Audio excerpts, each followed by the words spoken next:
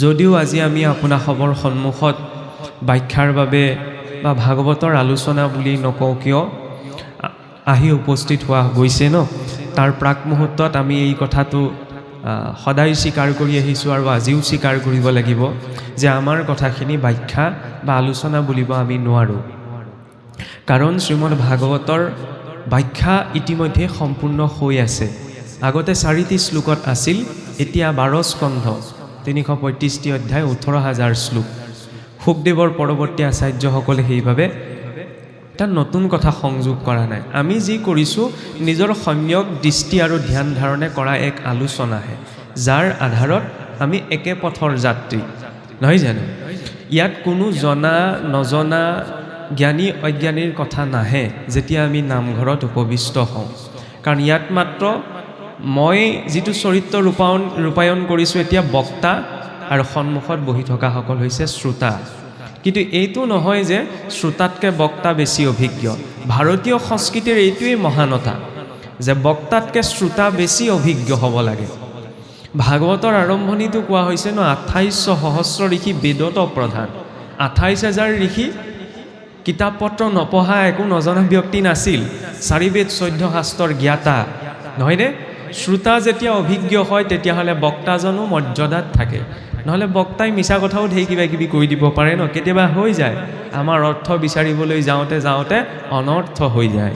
সেইবাবে আজি ইয়াত কোৱা কথাকেইটা আপোনাসৱে ব্যাখ্যা বুলি নলৈ মই মোৰ সম্যক দৃষ্টিভংগীৰে যি ঢুকি পাইছোঁ তাৰ আধাৰত কৰা এক উপস্থাপন বুলিহে ভাবিব। সম্প্ৰতি এতিয়া শ্ৰীমদ ভাগৱতৰ 2য় স্কন্ধৰ 1ম অধ্যায় পাঠ হৈ আছে। বৰ সুন্দৰ প্ৰসংগ এটি ইতিমধ্যেই চুই গৈছে। এতিয়া চাওক যে যেতিয়া মহাৰাজ পৰীক্ষিতক শুকদেৱে ভাগৱত কৈছিল আৰু সেই শুক পৰীক্ষিত সংবাদকে নৈমিষাৰণ্যত মহামুনি সুতে শৌনকাদি ঋষি সমস্তৰ আগত কৈ শুনাইছিল ন, তেতিয়া মহামুনি সুতে আৰম্ভ কৰিব লাগিছিল কিন্তু 3য় স্কন্ধৰ পৰাহে। কিয়নো ভাগৱতৰ মূল কথা আহিছে 3য়ৰ পৰাহে, লক্ষণ বৰ্ণনা। কিন্তু মহামুনি সুতে আৰম্ভ কৰিছে ব্যাস নাৰদৰ সংবাদৰ পৰা।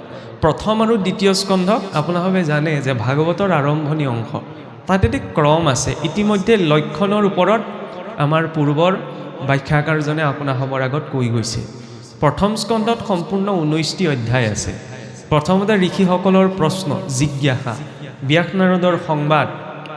তাত কি কৈছে? গুৰুত আশ্ৰয়, আশ্ৰয়ৰ পাছত বিশ্বাস, নাৰদদেৱৰ উপৰিজন্মৰ কথা, অহংকাৰ বৰ্জন, অশ্বত্থামাৰ প্ৰসংগ, ভাগৱত মাৰ্গত প্ৰয়োজনীয় ভাৱ কি? ক্ষমা। কাৰ জৰিয়তে দেখুওৱা হৈছে? আই দ্ৰৌপদীৰ জৰিয়তে। সেই ক্ষমা আহিলে কুন্তীৰ স্তুতি সম্ভৱ হয়। আৰু যেতিয়া কুন্তীৰ দৰে ভগৱন্তৰ সন্মুখতো যে প্ৰভু মোৰ জীৱনত লাগিলে বিপদেই আহক, কিন্তু তোমাৰ চিন্তন সেই বিপদত থকা অৱস্থাটো যাতে পৰিত্যাগ নহয়, তেনে এক দৃঢ় বিশ্বাস আহি পৰে ন, তেতিয়া জীৱৰ বাবে প্ৰশস্ত হয় ভীষ্মৰ দৰে মুখ্য উৎসৱ পোৱা। কিন্তু তাৰ মাজতো সতৰ্কতা আহিছে, পৰীক্ষিত ৰূপী জীৱৰ কলিৰ নিগ্ৰহ। পৰীক্ষিত বুলি এটি ব্যক্তিত্ব প্ৰত্যেকৰে ভিতৰতো আছে, যি নিজে এজন পৰীক্ষাৰ্থী, যি নিজে এজন পৰীক্ষক। ভাল বেয়া শুদ্ধ অশুদ্ধ নিজেই বিচাৰ কৰি ল'ব লাগিব। ঈশ্বৰে বিবেক দিছে, নহয়নে? আৰু আমিও পৰীক্ষা এটা দি আছোঁ, জন্ম মৃত্যু জৰা ব্যাধিৰ। পাছ হওঁ নে নহওঁ সেইটো নিজৰ কথা আৰু, নহয় জানো? আৰু সেই মহাৰাজ পৰীক্ষিতে যেতিয়া কলিক থাকিবলৈ স্থান দিছিল ন, পাহৰি যোৱাৰ বাবে কলিৰ কবলত তেওঁ নিজেই সন্মিষ্ট হ'ব লগা হৈছিল। আমিও কলিক স্থান দি থৈছোঁ। কলি মানে কি? বেয়া গুণ, মদ্যপান, জুৱা পাশা, পৰস্ত্ৰী সংগ, প্ৰাণীহিংসা, সীমা, সুবৰ্ণ। এইকেইটাৰ ক্ষেত্ৰত জীৱনত সংযম লাগে। আৰু এইকেইটাৰ ক্ষেত্ৰত যদি আমি কলিক থাকিবলৈ দি পাহৰি যাওঁ তেতিয়াহ'লে অভিশপ্ত হ'ব লগা হয়। আমি অভিশপ্ত ইতিমধ্যেই হ'লোঁ। জন্মও 7টা দিনত, মৃত্যুও 7টা দিনত। গোটেই জীৱনটোৱে 7 দিনৰ ভিতৰতেই পৰিৱৰ্তিত হৈ যায়। ইয়াৰ পিছত সেই মহাৰাজ পৰীক্ষিত গৈছে শুকদেৱৰ আশ্ৰয় লৈ, যি শুকদেৱৰ শ্ৰীমুখে ভগৱন্তৰ অত্যন্ত গৃহ সৰ্ববেদান্ত সাৰহি শ্ৰী ভাগৱত মিশ্ৰতে, সমস্ত বেদ বেদান্তৰ সাৰস্বৰূপ ভাগৱতৰ জৰিয়তে ঈশ্বৰৰ গুণলীলা শ্ৰৱণ কীৰ্তন কৰি তেওঁ মুক্তিৰ আশ্ৰয় লাভ কৰিছে। তাতো চাওক, ভাগৱত শুনিলে, পঢ়িলে, জানিলে, বুজিলে জীৱনৰ পোৱা নোপোৱা একো পৰিৱৰ্তন নহয়। যিদৰে মহাৰাজ পৰীক্ষিতৰ মৃত্যু পৰিৱৰ্তন হোৱা নাই, কিন্তু ভাগৱতে সংসাৰখনত চলিবলৈ যাওঁতে, সংসাৰ মানে কি? সংসৰতি ইতি সংসাৰ, যি ক্ৰমাৎ সঞ্চাৰ হৈ যায়। মানুহৰ সংসাৰ নকমে। মই বিয়া বাৰু পতাৰ কথা কোৱা নাই, সেইটো বেলেগ এটা দিশ। সংসাৰ মানে হৈছে সামান্য এটা ইচ্ছাও, ইচ্ছা কমি নাযায়, ইচ্ছা বাঢ়ি যায়। তেনেকুৱা এটা পৰ্যায়ত থাকি জীৱই কিদৰে ঈশ্বৰক নিজৰ মনত ধাৰণ কৰি জীৱনটোৰ যাৱতীয় কৰ্মখিনি কৰি যাব ন, সেই জিজ্ঞাসা লৈয়ে মহাৰাজ পৰীক্ষিত শুকদেৱৰ ওচৰত উপবিষ্ট। আৰু মহাৰাজ পৰীক্ষিতৰ প্ৰশ্নৰে প্ৰথম স্কন্ধ সম্পূৰ্ণ হয়। দ্বিতীয় স্কন্ধত সম্পূৰ্ণ 10টি অধ্যায় আছে।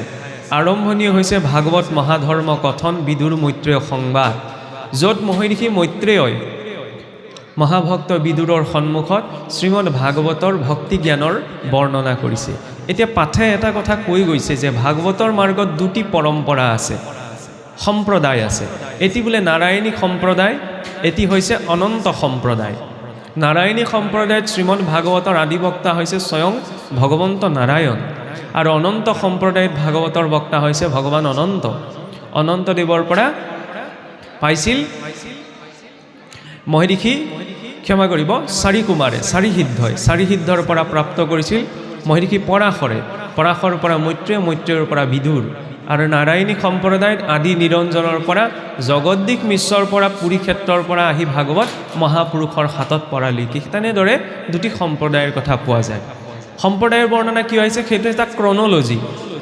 বিনা ক্ৰনলজিত, বিনা অথৰাইজ নোহোৱাকৈ যিকোনো জ্ঞান স্বীকৃত নহয়। মই কিবা এটা ক'লেই সেইটো মানি ল'ব লাগিব, কোনো কথা নাই। মই কোৱা কথাটো শাস্ত্ৰ স্বীকৃত হ'ব লাগিব। তস্মাৎ শাস্ত্ৰ প্ৰমাণন্তে কাৰ্যকাৰ ব্যৱস্থিত। যদি শাস্ত্ৰত সেই কথাটো উল্লেখ নাই ন, তেতিয়াহ'লে সেইটো মই ভাবি পালে বুলি শুদ্ধ প্ৰমাণিত নহয়। সেইবাবে কোৱা হৈছে সম্প্ৰদায় বিহীনাস্তে মন্ত্ৰাস্তে নিষ্ফলম মত। সম্প্ৰদায়বিহীন জ্ঞান নিষ্ফল হয়। স্কুলখনত পঢ়িবলৈ যাওঁতে স্কুলখন অথৰাইজ হ'ব লাগিব।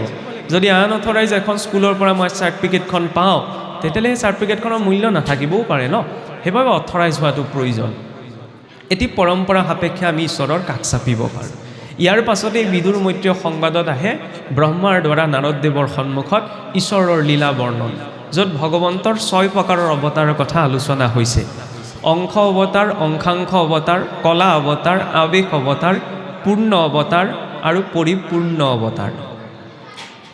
ইয়াৰ পাছতে আহে ভাগৱতৰ 10 লক্ষণ বৰ্ণনাৰ কথা। সৰ্গ, ঈশ্বৰৰ বৈকৃত সৃষ্টি। প্ৰথম স্থানৰ ডেছক্ৰিপশ্যনটো আহিছে তৃতীয়ত। ক'ৰবালৈ যোৱাৰ আগতে, ময়ো ইয়ালৈ অহাৰ আগত সকলোকেতো চিনি নাপাওঁ ন, প্ৰথমতে গুগল মেপ উলিয়াই যে বিষ্ণুপুৰ লুণপুৰীয়া নামঘৰ কি মই চাই লৈছোঁ। ভগৱন্তৰ ক্ষেত্ৰত আগবঢ়াৰ আগতো সেইকাৰণে প্ৰথম স্থানৰ পৰিচয় লাগে। ভাগৱতৰ আৰম্ভণি স্থানৰ পৰিচয় পৰা হৈছে। সৃষ্টিখনৰ বৰ্ণনা তৃতীয়ৰ প্ৰথমটো অধ্যায় কি, তৃতীয়ত সম্পূৰ্ণ 33টি অধ্যায় আছে। আৰম্ভণি অংশ হৈছে অনাদি পাতন, সৃষ্টি বৰ্ণনা। অৰ্থাৎ এই ব্ৰহ্মাণ্ডখনক জানিব লাগিব। ব্ৰহ্মাণ্ডক জানিলেহে ব্ৰহ্মক জনা সম্ভৱ, নহয়নে? ঈশ্বৰৰ অস্তিত্বক নজনাকৈ কোনেও ঈশ্বৰক জানিব নোৱাৰে। ইয়াৰ পাছৰ অংশ আহে কপিল চৰিত, য'ত সৃষ্টি বৰ্ণনাৰ পাতনি মেলে পিতামহ ব্ৰহ্মাই। তাৰপিছত চতুৰ্থ স্কন্ধ, সম্পূৰ্ণ 34টি অধ্যায়। শিৱদক্ষৰ বিৰোধ তাত দেখুৱাইছে। আমি যে বৈষ্ণৱ মাৰ্গত আগবাঢ়িছোঁ ন, বৈষ্ণৱ মাৰ্গৰো কিছুমান ৰুল ৰেগুলেশ্যন আছে। দক্ষ প্ৰজাপতি বহুত শ্ৰেষ্ঠ এজন বৈষ্ণৱ আছিল, কিন্তু মহাদেৱক তেওঁ স্বীকাৰ কৰা নাছিল। সেইবাবে তেওঁ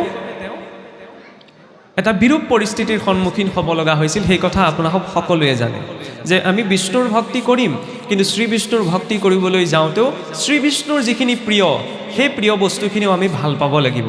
যেনেকৈ ভগৱন্তৰ প্ৰিয় নিজৰ ভক্তসকল, নহয়নে? ঈশ্বৰৰ প্ৰসাদমুঠি, নহয়নে? সৎসংগ, শাস্ত্ৰ, ভগৱন্তৰ প্ৰিয় বস্তুখিনি, বিষয়খিনি ভাল পালেহে ঈশ্বৰৰ ভক্তি সম্ভৱ হয়। ইয়াৰ পাছতে আহে ধ্ৰুৱ চৰিত্ৰ, মনুৰ জ্যেষ্ঠ পুত্ৰ উত্তানপাদৰ বংশ কথন, য'ত আমি ভক্ত ধ্ৰুৱ চৰিত্ৰ পাওঁ। তাৰ পাছত আহে মহাৰাজ বেনৰ উপাখ্যান, শেষত পৃথুৰ অৱতাৰ, আৰু চতুৰ্থৰ অন্তিমটি অংশ হৈছে পুৰঞ্জন উপাখ্যান, য'ত পুৰঞ্জন বুলি জীৱক দেখুওৱা হৈছে। যি 9খন দুৱাৰযুক্ত পুৰঞ্জনপুৰী ইটো ভাৰতবৰ্ষ, এই ভাৰতবৰ্ষ স্বৰূপ এই সূক্ষ্ম শৰীৰটোত প্ৰৱেশ কৰি সংসাৰত বদ্ধ হৈ কিদৰে মুক্তিৰ পথটো প্ৰশস্ত হ'ব পাৰে, সেয়া বৰ্ণনা আহিছে পুৰঞ্জন উপাখ্যানত। ইয়াৰ পিছত পঞ্চম স্কন্ধ, সম্পূৰ্ণ 26টি অধ্যায়, যাৰ লক্ষণৰ মূল আলোচিত বিষয় হৈছে নৰক বৰ্ণনা, মহাৰাজ ভৰতৰ উপাখ্যান। ইয়াৰ পাছত আহে ষষ্ঠ স্কন্ধ, 26টি অধ্যায়, য'ত আপোনালোক সকলোৱে জানে যে সকলোৰে পৰিচিত মহাভক্ত অজামিলৰ উপাখ্যান ষষ্ঠ বৰ্ণনা আহে। সপ্তমত 15টি অধ্যায়েৰে ভক্ত ধ্ৰুৱৰ ক্ষমা কৰিব ভক্ত প্ৰহ্লাদৰ চৰিত্ৰ আৰু ইয়াৰ পাছত আহে অষ্টম স্কন্ধ সম্পূৰ্ণ 28টি অধ্যায় পোনপ্ৰথমতে আৰম্ভণি হৈছে গজেন্দ্ৰ উপাখ্যান বলি চলন সমুদ্ৰ মন্থন শেষত মৎস্য অৱতাৰ কথন নৱম স্কন্ধত সম্পূৰ্ণ মনোবংশাৱলী কথন মহাৰাজ প্ৰিয়ৱত উতানপাত ৰহুগুণৰ বংশ কথনো আহিছে নৱমত দশমত আহিছে ভগৱন্ত কৃষ্ণৰ পূৰ্ণ লীলা সেইবাবে দশমক ভাগৱতৰ মধ্যমণি বুলি কোৱা হয় মুকুটটোৰ ভিতৰত মাজৰ মণি এটা থাকে যিটো মণিয়ে গোটেই মুকুটটোৰ শোভা বৰ্ধন কৰে ভাগৱত স্বৰূপ শিৰৰ মুকুটৰ মধ্যমণি হৈছে দশমত বৰ্ণিত লীলা ইয়াৰ নহয় গোলোকৰ যি গোলোকৰ ধাৰণা আমি সাতখলপীয়া আসনভাগিত কৰোঁ শ্বেতবিলাক শান্তনুবিলাক কনকদণ্ডবিলাক পংকজবিলাক অম্বৰবিলাক সনাতনবিলাক শীৰ্ষত গোলোক বৈকুণ্ঠ য'ত দ্বিভুজ কৃষ্ণৰ অধিবাস সেইবাবে দ্বিভুজ কৃষ্ণৰ পাৰিষদো দ্বিভুজ বহুতে এইটো কনফ্লিক্ট কৰে বোলে নাৰায়ণৰ পাৰিষদটো আমি চতুৰ্ভুজ পাইছোঁ জয় বিজয় মানে কৃষ্ণৰ পাৰিষদ দ্বিভুজ কৃষ্ণ আৰু বিষ্ণুৰ মাজত কোনো ভেদ নাই তত্ত্বৰূপত কিন্তু গোলোকনুবেশী যি কৃষ্ণৰ বৰ্ণনা আমি ভাগৱতত পাওঁ পাঞ্চৰাত্ৰত পাওঁ গৰ্গ সংহিতাত পাওঁ সেই কৃষ্ণ দ্বিভুজ ঈশ্বৰে নিজৰ অনুৰূপত এই শৰীৰটো সৃষ্টি কৰিলে সেইবাবে মনুষ্যও দ্বিভুজ নহয়নে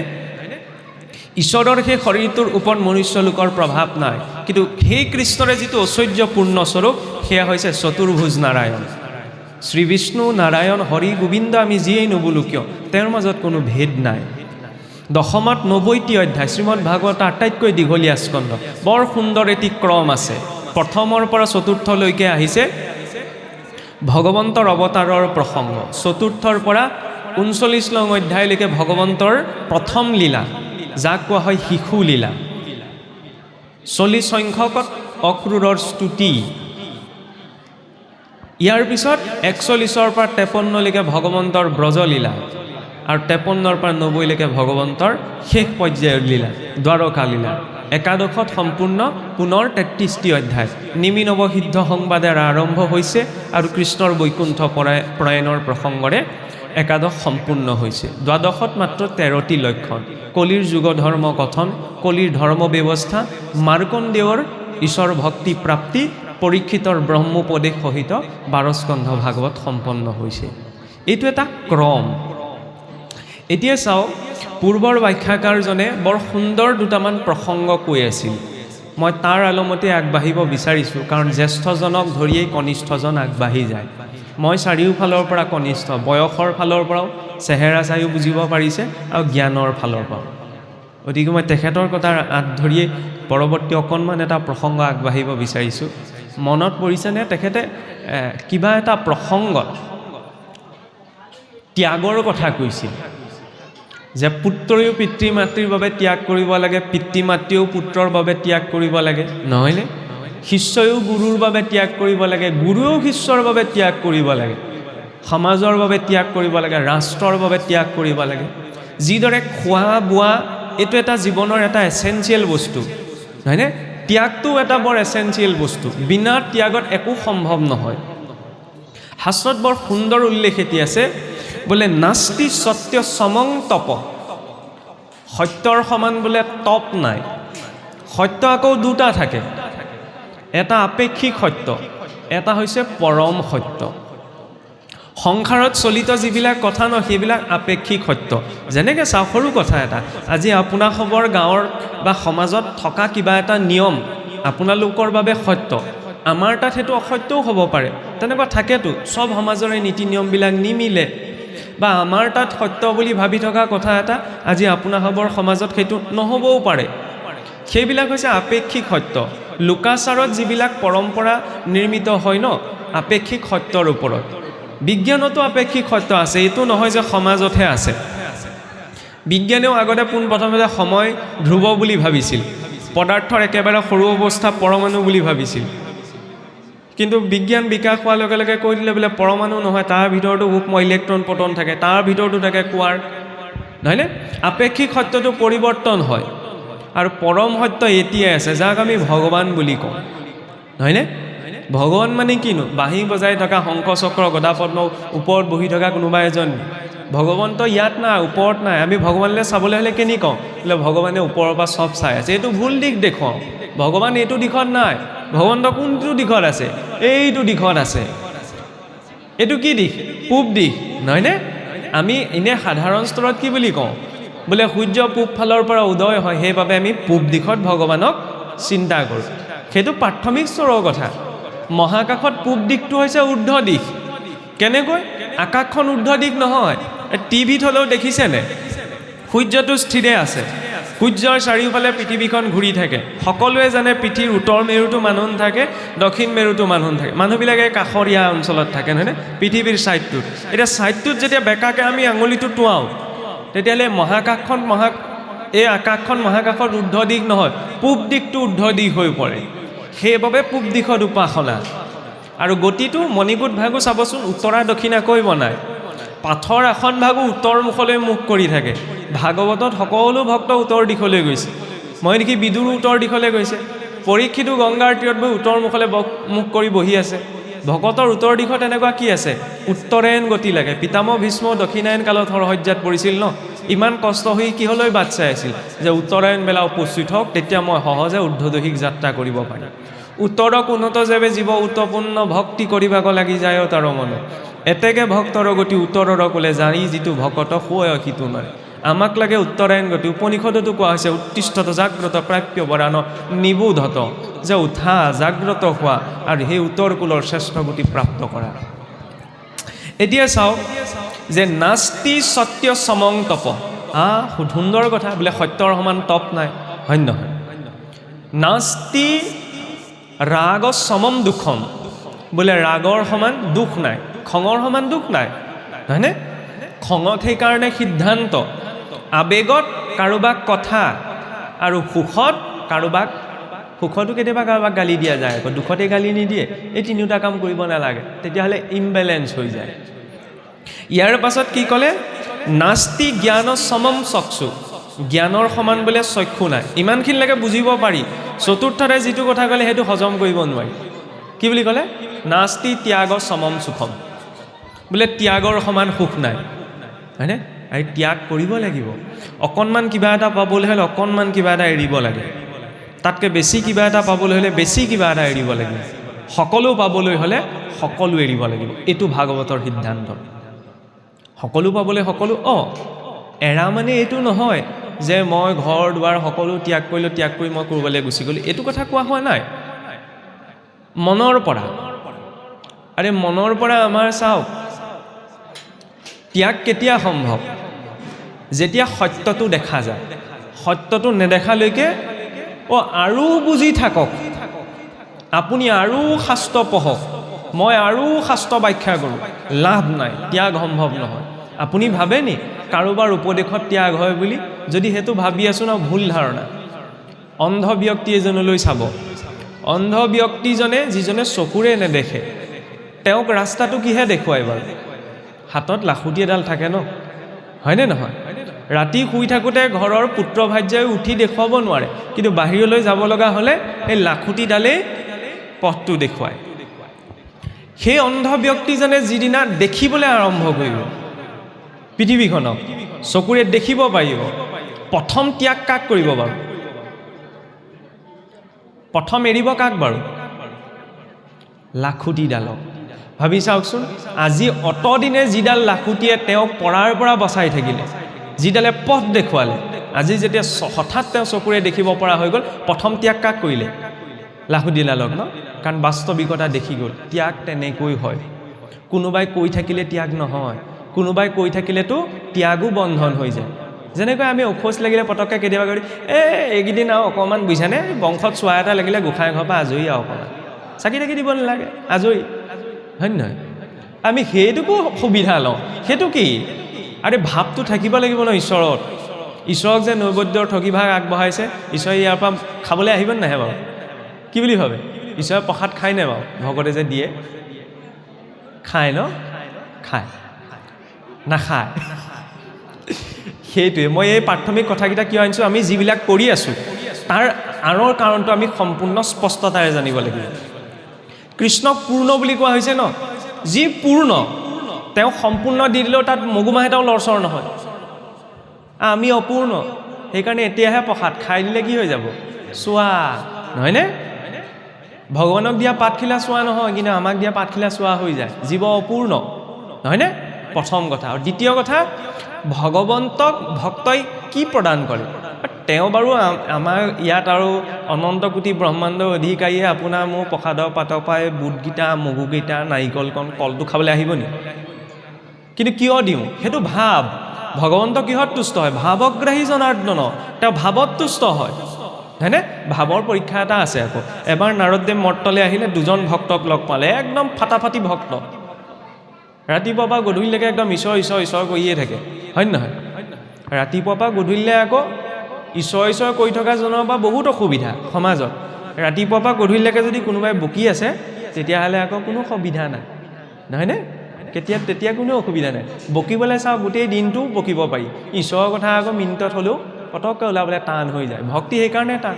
উজুতিটো খাওঁতে মৰিলোঁ বুলিহে ওলায়, হয় নহয়? ঈশ্বৰলৈ মনত পটককৈ নপৰেতো। সেয়াই, যেতিয়ালৈকে ভাৱটো জড়িত নহয় ন, তেতিয়ালৈকে ইয়াত কৃষ্ণ সূৰ্য উদিত নহয়। ইয়াত কৃষ্ণ সূৰ্য উদিত নহ'লে নাম ধৰ্ম কেনেকৈ বিদিত হ'ব? হিয়াৰ মাজে মুখৰ ভাণ্ডাৰ, মুখে বাজ হয়। ইয়াত যদি নাম নাই, তেতিয়াহ'লে কেনেকৈ হ'ব ন? ভাৱত দিয়ে। বিদুৰৰ পত্নীও ভগৱন্তক ইমান বিভোৰ হৈ থাকিল যে কলটো পেলাই বাকলিটোহে তুলি দিছিল। ভগৱন্তে বাকলিটোও খালে। আমি কি বুলি ক'লোহেঁতেন? এই বাকলিটো খাবলৈ দিছে। আমাৰতো ডাঙৰ কল সৰু কল পৰিলেও কেতিয়াবা বিপদ হৈ যায়, হয়নে? গতিকে খবৰ কি বিচৰা হৈছে? ভক্তজনৰ ভাৱটো কি? নাৰদদেৱ আহিলে, দুইজন ভক্তক লগ পালে, দুইজনে পূৰা ঈশ্বৰৰ নাম লৈ আছে। এজনক ক'লে, বুলিব এওঁলোকৰ ভাৱটোনো কেনেকুৱা জানোচোন। নাৰদদেৱ আহি একদম উপস্থিত হৈ দিলে। আপোনালোকৰ ইয়াত এটা কথা মোৰ অন্তৰত মানে বেছি ভাল লাগিছে, মানে ৰাইজৰ সমাগম হৈছে বা অনুষ্ঠানটো সুন্দৰভাৱে হৈছে, এইটো বেলেগ কথা। কিন্তু আজিলৈকে মই বেছি অনুষ্ঠানলৈ যোৱা নাই, কিন্তু যিমান অনুষ্ঠানলৈ গৈছোঁ ন, সকলো অনুষ্ঠানৰ পৰা এই নামঘৰত এটা বিশেষত্ব এটা দেখা পাইছোঁ। সেইকাৰণে মুখৰ পৰা প্ৰকাশ কৰিছোঁ।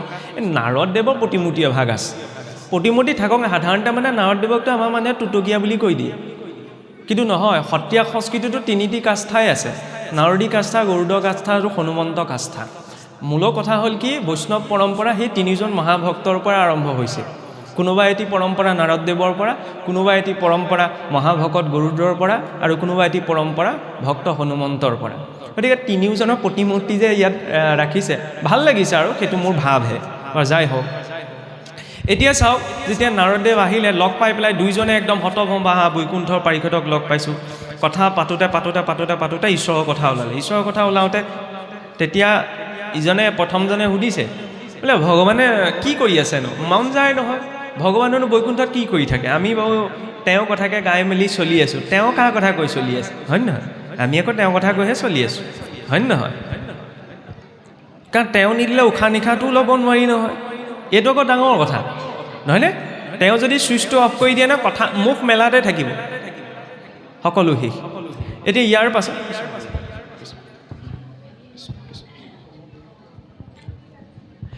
তাৰপিছতে কি হ'ল? ভগৱানে বোলে কি কৰিছে? ভগৱানে বোলে বৈকুণ্ঠত বহি কিমান কাম কৰিব। এই বহি লৈ পেলাই ধুনীয়াকৈ আজি বেজী এটা লৈছে বোলে। বেজী চিনি পাইছে নহয়? বেজীটো মাজেদি কেনেকৈ হাতীটো পাৰ কৰিব পাৰি তাকে লাগি আছে। তেতিয়া এইজনে ক'লে, বোলে ৰাতিপুৱাই কি অদৰকাৰী কথা কৈছেহি? ভগৱানৰ কাম নাই নি? বেজী ফুটাটোতে হাতীটো কেলৈ পাৰ কৰিব? আৰু পাৰ হোৱা সম্ভৱ জানো? নহয় ন, কেনেকৈ সম্ভৱ? বেজী ফুটাইনো হাতীটো পাৰ হয়নে? গ'ল কথা গ'ল। ইজনক ক'লে, সেয়া শুনিছা নহয়, ভগৱানে বৈকুণ্ঠত বেজী ফুটাই হাতী পাৰ কৰি আছে। তেতিয়া ইজনে আকৌ কৈছে, ভগৱান সৰ্বসামৰ্থ্যৱান, তেওঁ যিকোনো কাম কৰিব পাৰে। গছৰ গুটিটোত যেতিয়া গোটেই গছজোপা ভৰাই দিব পাৰে, বেজী ফুটাইতে হাতীটো পাৰ কৰাটো কি টান কাম? তেওঁ কি উদ্দেশ্যত কোনে কয়, কোনে বুজিব পাৰিব? ধৰিব পাৰিছেনে? এজনে যুক্তিটো লগাই দিলে যে ভগৱানে কিয় কৰিব? ভগৱানৰ কাম নাই নি? সেইটোনো সম্ভৱনে? বেজী ফুটাইতে হাতীটো কেনেকৈ পাৰ হ'ব? ইজনে কি ক'লে, তেওঁ সৰ্বসামৰ্থ্যৱান, তেওঁ যিকোনো কাম কৰিব পাৰে। আমি কিমান বুজিছোঁ, কিমান ধৰ্ম কৰ্ম কৰিছোঁ, কিমান শাস্ত্ৰ কথা জানো, এইটো ডাঙৰ কথা নহয়। ডাঙৰ কথা এইটোহে যে ঈশ্বৰৰ প্ৰতি ভাৱটো কি, নহয়নে? তেওঁ ভাৱত তুষ্ট হয়। আমি কি কৰিছোঁ, কি নকৰিছোঁ, তাৰ পৰা তেওঁ আমি কাষ চাপিব নোৱাৰোঁ। সেইকাৰণে ক'লে কৰ্ম মাৰ্গৰে নোৱাৰি। তেওঁ কেনেকুৱা কাম কৰিছে, আমি কি কাম কৰিছোঁ, হয় নহয়? দ্বিতীয়তে চাওক আপুনি, জ্ঞানেৰে আমি নিজৰ মগজে নিজকে ঢুকি নাপাওঁ। ঈশ্বৰক কেনেকৈ ঢুকি পাম? ভক্তিত। জ্ঞান আৰু ভক্তি মাৰ্গৰ মাজত সেইখিনিতে পাৰ্থক্য। কি ক'লে? জ্ঞান মাৰ্গত কোৱা যায় যে প্ৰথমতে মই জানিম, জানিলৈহে মানিম। ভক্তিত সেইটো কোৱা নাযায় মই মানিম, মনাৰ পাছতহে জানিম, হয় নহয়? এতিয়া আপোনালোকে কওকচোন, ভগৱানক মানিব লাগে নে জানিব লাগে বাৰু? কি বুলি ভাবে? জানিবও লাগে, মানিবও লাগে। বাকীসকলে কি ভাবে? পিছৰ পৰা কওকচোন, ভগৱানক জানিব লাগে নে মানিব লাগে? কি ভাবে? মানিব লাগে। আমাৰ ককাসকলে কিবা ক'ব নি? ভগৱানক জানিব লাগে নে? এইটো নাভাবিব দেই মই ইয়াত আহি কিবা একদম ডাঙৰ কিবা জৰীপ চলাইছোঁ বুলি। এইটো ভাবৰ আদান প্ৰদান আৰু, হয় নে? ইজনে কথা বতৰাৰ পৰাহে আলোচনাত সোমাব পাৰিম। কি বুলি ভাবে? দুইটাই লাগিব। বাৰু এতিয়া চাওক, আমি যেতিয়া ভক্তি মাৰ্গৰ কথা কওঁ ন, প্ৰথম ভগৱন্তক মনাৰ কথা আহে, নহয় জানো? মানিলেহে জানিব। যেনেকৈ আমি কওঁ বোলে মাক দেউতাকক মানে দেই, কিন্তু মই ডাঙৰ দীঘল হ'লোঁ, মা দেউতা ককা আইতা সমাজ এইবোৰ চব বুজি পাওঁ, কিন্তু যদি মই নামানো তেতিয়াহ'লে নহ'ব ন। ভগৱানক মানিব লাগিব। ভগৱানক কোনেও জানিব নোৱাৰে, সেইটো আকৌ ডাঙৰ কথা। কাৰণ ঋষিমুনিসকলৰ বুদ্ধি গৈ পেলাই খুন্দা খাই পেলাই উভতি গুচি আহে, বুজি নাপায়। বোলে কৃষ্ণক বুলিচোন আমি ভগৱান বুলি জানিছোঁ, কৃষ্ণক ভগৱান বুলি জনা নাই। কৃষ্ণক ভগৱান বুলি কি কৰিছোঁ? মানিছোঁ। ভগৱন্তই নিজেই কৈছে, মনুষ্যানাম সহস্ৰেষু কশ্চিৎ য়ততি সিদ্ধেত য়ততামপি সিদ্ধাত্মান কশ্চিৎ মানাং বিতি তত্ত্বতঃ, যে 1000জন মনুষ্যৰ ভিতৰত এজন ধাৰ্মিক, তেনেকুৱা 100জন ধাৰ্মিকৰ ভিতৰত এজন আধ্যাত্মিক। তেওঁ আংশিক ৰূপত ভগৱন্তক জানিব পাৰে, আংশিক ৰূপত, সম্পূৰ্ণও জানিব নোৱাৰে। দশমত আহে ন, ব্ৰহ্মাদী প্ৰজাপতিসকলে যেতিয়া ঈশ্বৰক স্তুতি কৰিবলৈ যায় ন, ঈশ্বৰক দেখাই নাপায়। পুৰুষ সূক্তৰে 1000 বছৰ বহি স্তুতি কৰি থাকিব লগা হয়, তাৰপিছত ঈশ্বৰৰ মাতটো শুনিবলৈ পায়। আমিতো সাধাৰণ মনুষ্য। তাৰ বিপৰীতে ধৰ্ম পালিব লাগে নে মানিব লাগে? ধৰ্ম পালিব লাগে। আমি লাগি থাকোঁ মানাত, বোলে আমি বৈষ্ণৱ মাৰ্গত আছোঁ, বৈষ্ণৱ মানুহ, নহয়নে? বৈষ্ণৱ মাৰ্গত থাকি আমি আমুক মানুহ তামুক মানুহ, মানি লাভ নাই। ধৰ্ম পালিব লাগিব, হয় নহয়? মই যেনিবা ঢেৰ কথা জানো, কিন্তু যদি মই পালন নকৰোঁ, অনভ্যাসে বিষম শাস্ত্ৰম, অভ্যাস নকৰা শাস্ত্ৰ জ্ঞানো বিষতুল্য হয়। যেতিয়ালৈকে শব্দখিনিত অনুভৱটো নাহে ন, সেই শব্দ অনুভৱবিহীন জ্ঞান বাজি গাই ৰখাৰ নিচিনা। শব্দ ব্ৰহ্ম নিষ্ণাটো ননিষ্ণাটো পচয়দি সমন্তস্য শ্ৰুতফলম হব্যধেনু ৰক্ষিত পৰম। যি শব্দত কোনো অনুভৱেই নাই, মই কৃষ্ণক ঈশ্বৰ বুলি মানিছোঁ, কিন্তু কৃষ্ণৰ সন্মুখত গৈ যদি বিশ্বাস কৰিব পৰা নাই যে কৃষ্ণ আছেই নাই, হয় নহয়? আৰে ডিচিজন আহিলে কিমান সাৱধান হৈ থাকিম, গতিকে জগতৰ ঈশ্বৰৰ সন্মুখত মই কিমান সতৰ্ক হৈ থাকিবলৈ, বুজি পাইছে নহয়? ইনডাইৰেক্টলি কিবা এটা কৈছোঁ আৰু, ডিচিজনৰ সন্মুখত কিমান সাৱধান হৈ থাকিম। এতিয়া সাক্ষাৎ জগতৰ ঈশ্বৰৰ সন্মুখত আহি ইফাল সিফাল ইটো সিটো কথা পাতি, জগতৰ ঈশ্বৰ উপস্থিত আছে, তেওঁৰ সন্মুখত মই এখন কি কিনদালি কৰি আছোঁ। তাৰমানে কি বুজালে? মই নাস্তিক, মই মুখেহে কৈছোঁ ঈশ্বৰ আছে, মানিব পৰা নাই, কিন্তু মানিব লাগিব। এতিয়া চাওক, সেই মানিবলৈ যাওঁতে যেতিয়া সংসাৰৰ বাস্তৱিকতাটো দেখা দিয়ে, তেতিয়া আপোনা আপুনি ত্যাগ হৈ যায়। হিৰণ্যকশিপুৱে ব্ৰহ্মাক উপাসনা কৰিবলৈ যাওঁতে কোনো নীতি নিয়ম পালন কৰা নাছিল, হয় নহয়? 1000 বছৰ এটা ভৰিৰ ওপৰতে কেনেকৈ থিয় হৈ থাকিব পাৰিলে? লক্ষ্যটো স্পষ্ট আছিল যে ব্ৰহ্মাৰ পৰা মোক বৰ লাগে। ভাগৱত মাৰ্গতো এইটো লক্ষ্য স্পষ্ট হ'ব লাগিব যে ঈশ্বৰ প্ৰাপ্তিৰ বাবে আহিছোঁ। ইমান ডাঙৰ লক্ষ্য, তেতিয়াহ'লে ইমান ডাঙৰ লক্ষ্যটোক পাবলৈ ত্যাগবিলাক আপোনা আপুনি হৈ যাব ন। কিন্তু সৰু সৰু কথাত লাগি থাকিলে ত্যাগ নহয়, হয়নে? বুজিছেনে? আমাৰতো আপোনাৰ প্ৰসাদেই, এই চাধা পেকেটটোৰ পৰাই আমি উঠিব পৰা নাই অসমীয়া আজিলৈকে। বাকীবিলাকলৈ মই নাযাওঁগৈ, কণ্ডিশ্যনটো দুৰ্যোধনৰ নিচিনা হৈ যায় কেতিয়াবা। প্ৰভু এইটো কেঞ্চাৰ মুখখন আঁকি থোৱা আছে, মই জানো, কিন্তু এৰিব নোৱাৰোঁ, বুজিছেনে? এইটো এৰিব নোৱাৰোঁ কেলৈ? কাৰণ মই জানো এইটো খালে মোৰ বেমাৰো হ'ব পাৰে, কেঞ্চাৰো হ'ব পাৰে।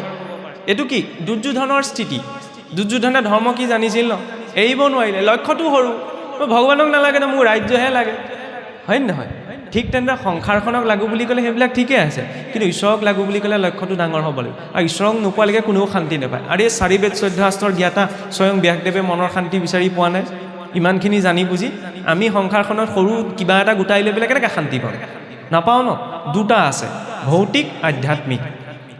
চাকৰিটো পোৱাৰ দিনা খুব ভাল লাগে, এই চাকৰি পাইছে, 6 মাহ বছৰ গ'লেহে একেটা আনন্দ থাকেনে? থাকিব নাথাকে? বাৰু বাদ দিয়ক, কেঁচুৱা এটা জন্ম হৈছে, জন্ম হোৱা দিনাৰ আনন্দ 6 মাহ বছৰ, আমাৰ নিচিনা বয়সততো ভুলতো নাথাকেগৈ, নাই নাই? কথা হ'ল নুশুনা হ'ব নহয়, এনেকুৱা হৈ যায়। সকলো নহয় বাৰু। তাৰ বিপৰীতে নতুনকৈ গান এটা, নতুনকৈ চিনেমা এখন ওলালেও মানুহে বহি থাকে, কেতিয়া আপোনাৰ নতুন আৰু ছেকেণ্ড ভাৰ্চনটো ওলাব। কাৰোবাৰ মুখত শুনিছেনে ভাগৱতৰ ছেকেণ্ড ভাৰ্চন কেতিয়া ওলাব?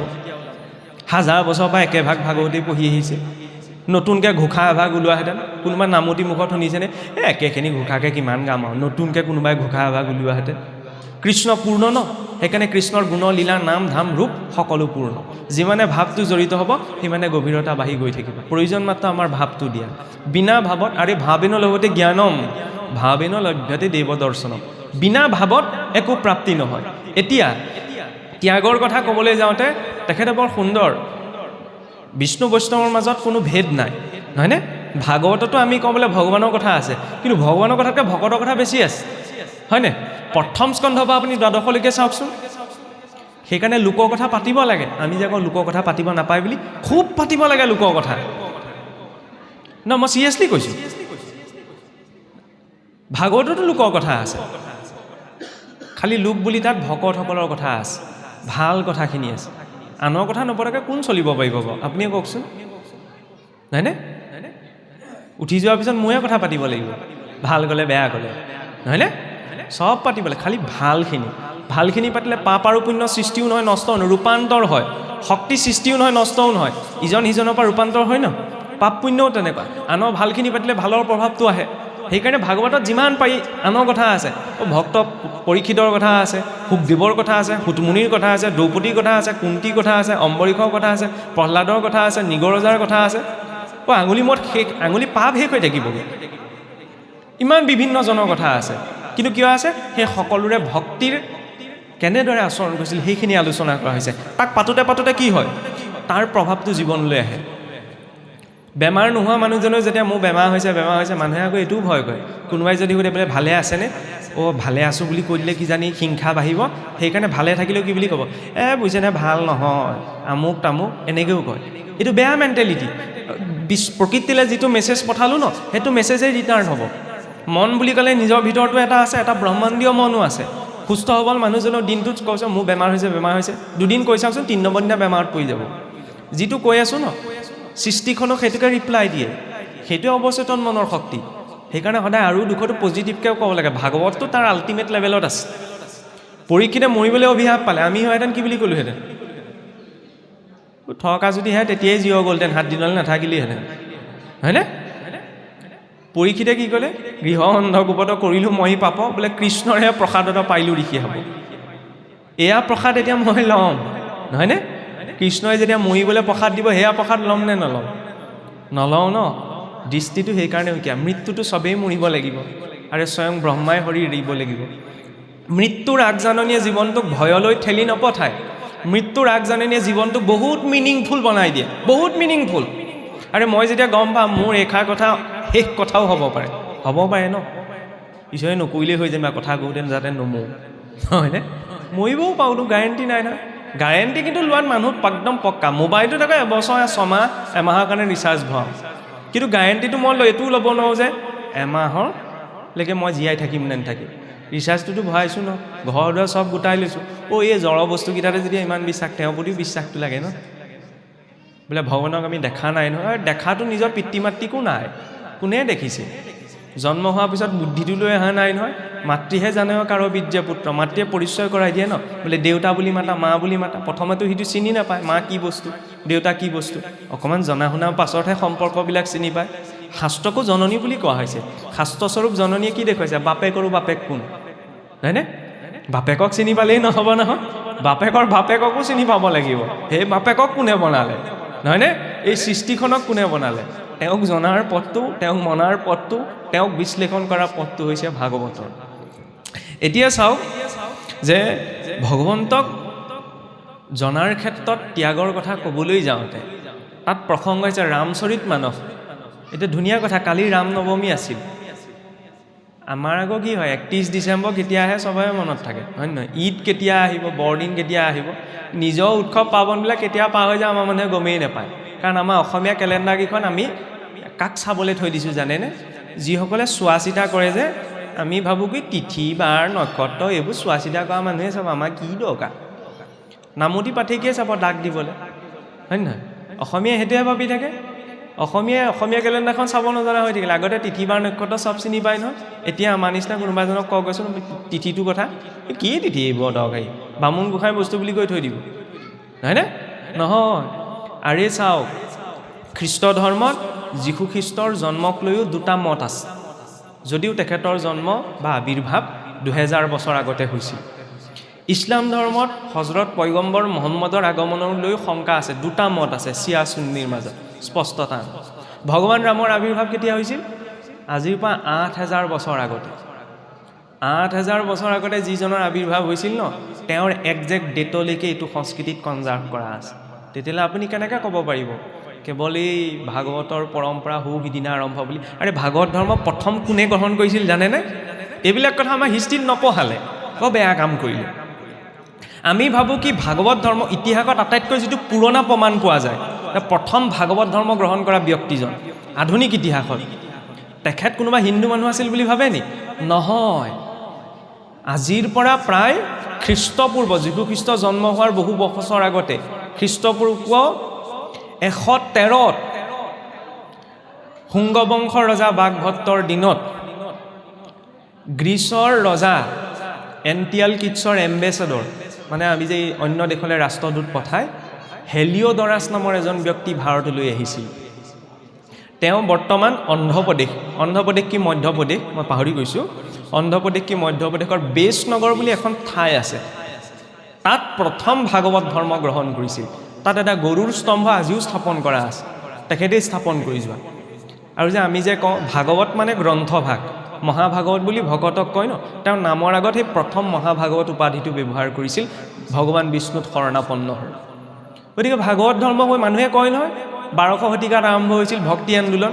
1200 শতিকাত যদি ভক্তি আন্দোলন আৰম্ভ হৈছিল, তেতিয়াহ'লে আজিৰ পৰা 1000 বছৰ আগতে বাহিৰৰ মানুহজন আহি ক'ৰ পৰা ভাগৱত গ্ৰহণ কৰিলে? ভাগৱত সিদিনাৰ বস্তু নহয়, 1000 বছৰ আগৰ বস্তু, নহয়নে? বোলে কিয় জানিব লাগে?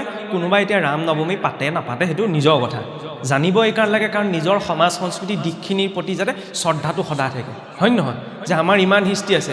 যেতিয়া আপোনাৰ ভগৱান ৰাম মন্দিৰৰ ঘটনাটো ঘটি থাকোঁতে মানে সমস্যা হৈছিল, বোলে কোৰ্টেতো আপোনাৰ লিখিত প্ৰুফ মানি লয় ন, যে প্ৰুফ দেখুৱাব লাগিব। এতিয়া ৰামৰ যে সেই স্থানত জন্ম হৈছিল কেনেকৈ জানিব? বাল্মীকি ৰামায়ণত ৰামৰ জন্ম সময়ত যিটো স্থিতি, গ্ৰহৰ স্থিতি, বোলে সূৰ্য মেঘ ৰাশিত আছিল, সূৰ্য মেঘ ৰাশিত, মংগল মকৰ ৰাশিত। এই স্থিতিটো যেতিয়া কম্পিউটাৰত টাইপ কৰি চোৱা হ'ল, তেতিয়া একজেক্ট ডেটলৈকে ওলাই আহিছিল যে আজিৰ পৰা 8000 বছৰ আগতে এনেকুৱা এটা স্থিতি মহাকাশত উৎপন্ন হৈছিল।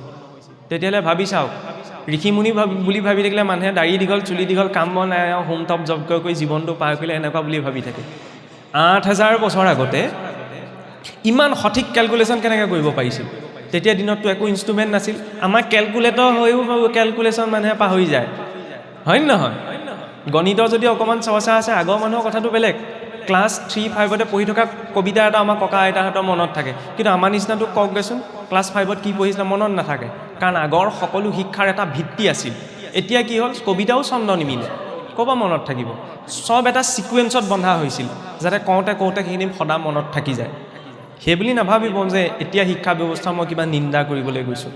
নিজৰ সমাজ সংস্কৃতিৰ বিষয়খিনিৰ ৰিলেভেঞ্চটো বুজাবলৈ এই কম্পেৰিজনটো দিয়া হৈছে। আজি দশমী, এইটো দশমীতে কি হৈছিল? দশম দিন মানে কিনো? আৰে চন্দ্ৰই পৃথিৱীৰ চাৰিওকাষে ঘূৰি ঘূৰি প্ৰথমটো পক্ষত যেতিয়া 10 নম্বৰ দিনৰ কাষ চাপি সেইকাৰণে দশমী বুলি কয়, একাদশত একাদশী বুলি কয়। প্ৰতিটো দিনৰ ইমান চাইণ্টিফিক ব্যাখ্যা আছে ন। আৰু সেই মূল সংস্কৃত ৰামায়ণকে থলুৱা অৱধি ভাষালৈ মানে অনুবাদ কৰিছিল ভক্ত তুলসী দাসে। বোলে কলিযুগত একমাত্ৰ তেওঁ ভক্ত হনুমন্তৰ প্ৰত্যক্ষ দৰ্শন পাইছিল। কিন্তু মই ইমান দীঘল কিয় টানিছোঁ জানেনে? ৰবৰডাল টনাৰ কাৰণটো আছে।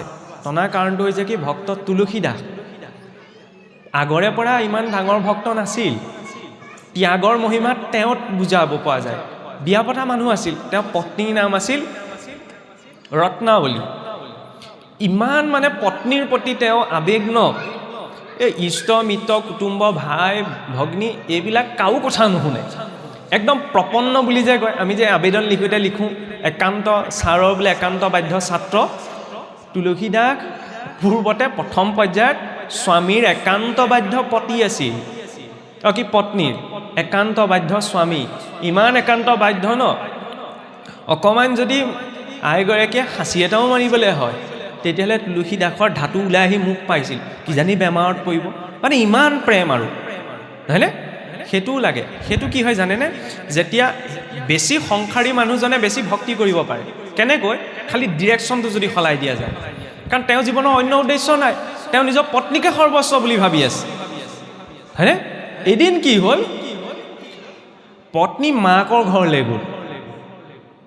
এতিয়া তুলসী দাসে মন নাছিলে মাকৰ ঘৰলৈ যাবলৈ, তেওঁ ঘৰত অকলে থাকিব লাগিব। কি হ'ল, তেনেকুৱাতে আগৰ দিনত আৰু কেঁচা ঘৰ, আজিৰ পৰা 1000 বছৰ আগত, শ বছৰ আগতে, হয়নে? তেতিয়া কি হ'ল, নদীৰ মানে পানী বাঢ়িলত বানপানী হ'ল। বানপানী হ'লত এতিয়া পত্নীৰ ঘৰলৈ, তেতিয়া দিনততো গাড়ী মটৰ ব্যৱস্থা নাছিল ন, নাও উটি গ'ল। নাও উটি গ'লত মানে মৰাশ এটা উটি আহিছিল। আন্ধাৰে মুধাৰে মানে সেই তুলসী দাসে ভাবিলে মৰাশটোকে মানে পানীত উটি অহা কাঠ বুলি ভাবি সেইটোকে গবা মাৰি ধৰিলে। নৈ ধাৰৰ লগত উটি উটি গৈ শহুৱেকৰ ঘৰ ওলালেগৈ। পাৰৰ পৰা উঠি পত্নী শুবলৈ লৈছে আৰু তেনেকৈ দৰ্জাটো বন্ধ কৰি দিলে। পূৰা ঢেৰেকণি মাৰি আছে, কোনেও কাৰো মাত ক'তো নুশুনে। কি কৰিব এতিয়া? যেনে তেনে খিৰিকীখন খুলি পেলাই খিৰিকীখনত লবি মাতিলেগৈ। তেতিয়া পত্নী শোৱাৰ পৰা যেতিয়া নিজৰ স্বামীক সেইটোৰ ওপৰত দেখিলে, পত্নী ধাতু যাওঁ বুলিব, আপুনি এইটো অৱস্থাত কেনেকৈ ওলালেহি? বুলিব, আজি ইমান দিনে তুমি ঘৰলৈ উভতি যোৱা নাই, মই কেনেকৈ থাকোঁ? উটি ভাহি যেনে তেনে গছৰ কাঠডালতে ধৰি মই ইয়াৰ পাইছোঁ, দৰ্জাখন খোলা, মই সোমাওঁ। তেতিয়া পত্নীয়ে এটা কথা কৈছিলে, এটা কথাতেই সেই তুলসী দাস পৰিৱৰ্তন হৈ গ'ল। কি কৈছিলে জানেনে? কথাটো একেবাৰে সহজ, খালি সেইটো কথা আমাৰ নিবিন্ধে, আমাৰ মানে ছালখন গঁড়ৰ, গুলি মাৰিলেও নোসোমায়, কিন্তু তুলসী দাসৰ সোমাই গৈছিল। মোৰ নাই সোমোৱা হ'লে মই ইয়াত নাথাকোঁ এতিয়ালৈকে। কি ক'লে যে আপুনি মোৰ কাৰণে মৰাশটোত ধৰি চুচৰি বাগৰি আহি আহি খিৰিকীত ওলমিছেহি, আৰু ইমানকণ ভাল যদি আপুনি ঈশ্বৰক পালেহেঁতেন, তেতিয়া আজিলৈকে আপুনি ঈশ্বৰকেই পাই গ'লহেঁতেন। এই শৰীৰটোৰ কাৰণে আপুনি ইমান প্ৰীতি কৰিছে, কাইলৈ মই যেতিয়া বৃদ্ধ হৈ যাম, কাইলৈ আপুনিও যেতিয়া বৃদ্ধ হ'ব, তেতিয়া আপোনাক পানী গিলাচ দিবলৈ মই যাবনে, মোক পানী গিলাচ দিবলৈ আপুনি নাথাকিব। ইমানকণ ভাল যদি ঈশ্বৰক পালেহেঁতেন, আজিলৈকে ঈশ্বৰকেই পাই গ'লহেঁতেন। আৰু ঈশ্বৰেতো সামান্য এচলু জল, তুলসী পাত এটাত বিকি হৈ যায়, হয় নহয়?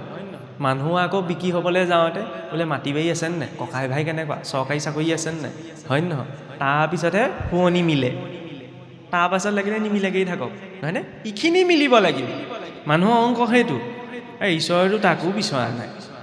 তেতিয়া তুলসী দাসৰ ইমান বেয়া লাগিলে ন, খুবকৈ ইমান কান্দিছে, তাৰপৰা বিষয়বোৰ সকলো ত্যাগ কৰি দিলে। ত্যাগ কৰা মানে এইটোও দেখুওৱা নাই আকৌ বোলে ঘৰ বাৰী এৰি গুচি গ'ল, নহয়। ত্যাগ মানে ঘৰ বাৰী এৰি যোৱাটোৱে ত্যাগ নহয়। পানী গিলে বটলটো ইয়াত কিয় থৈছে?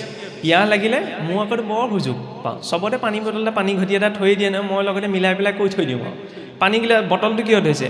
এই পিয়াহ লাগিব পাৰে, কথা কৈ থাকোঁতে পিয়াহ লাগিলে পানী অকণ খাই ল'ব। মই কথা কৈ থাকোঁতে পানী বটলটোৰ কথা ভাবি নাথাকোঁ নহয়, পানী বটলটো থৈ দিছে, পানী বটলত পানী আছে, থাকিব নি? আপুনিওতো নাথাকে। জীৱনত ভোগ কৰিবলৈ বস্তুবিলাক দিছে, আৰু ভোগ কৰিলে, প্ৰয়োগ কৰিলে, তাৰপিছত বাদ দিলে, তেতিয়াহ'লে বোলে মানুহ স্বাৰ্থপৰ হ'ব। স্বাৰ্থপৰ কেতিয়া হয়? যেতিয়া আপোনাৰ উপকাৰটোৰ মূল্য মই বুজি নাপাওঁ, নহয়নে?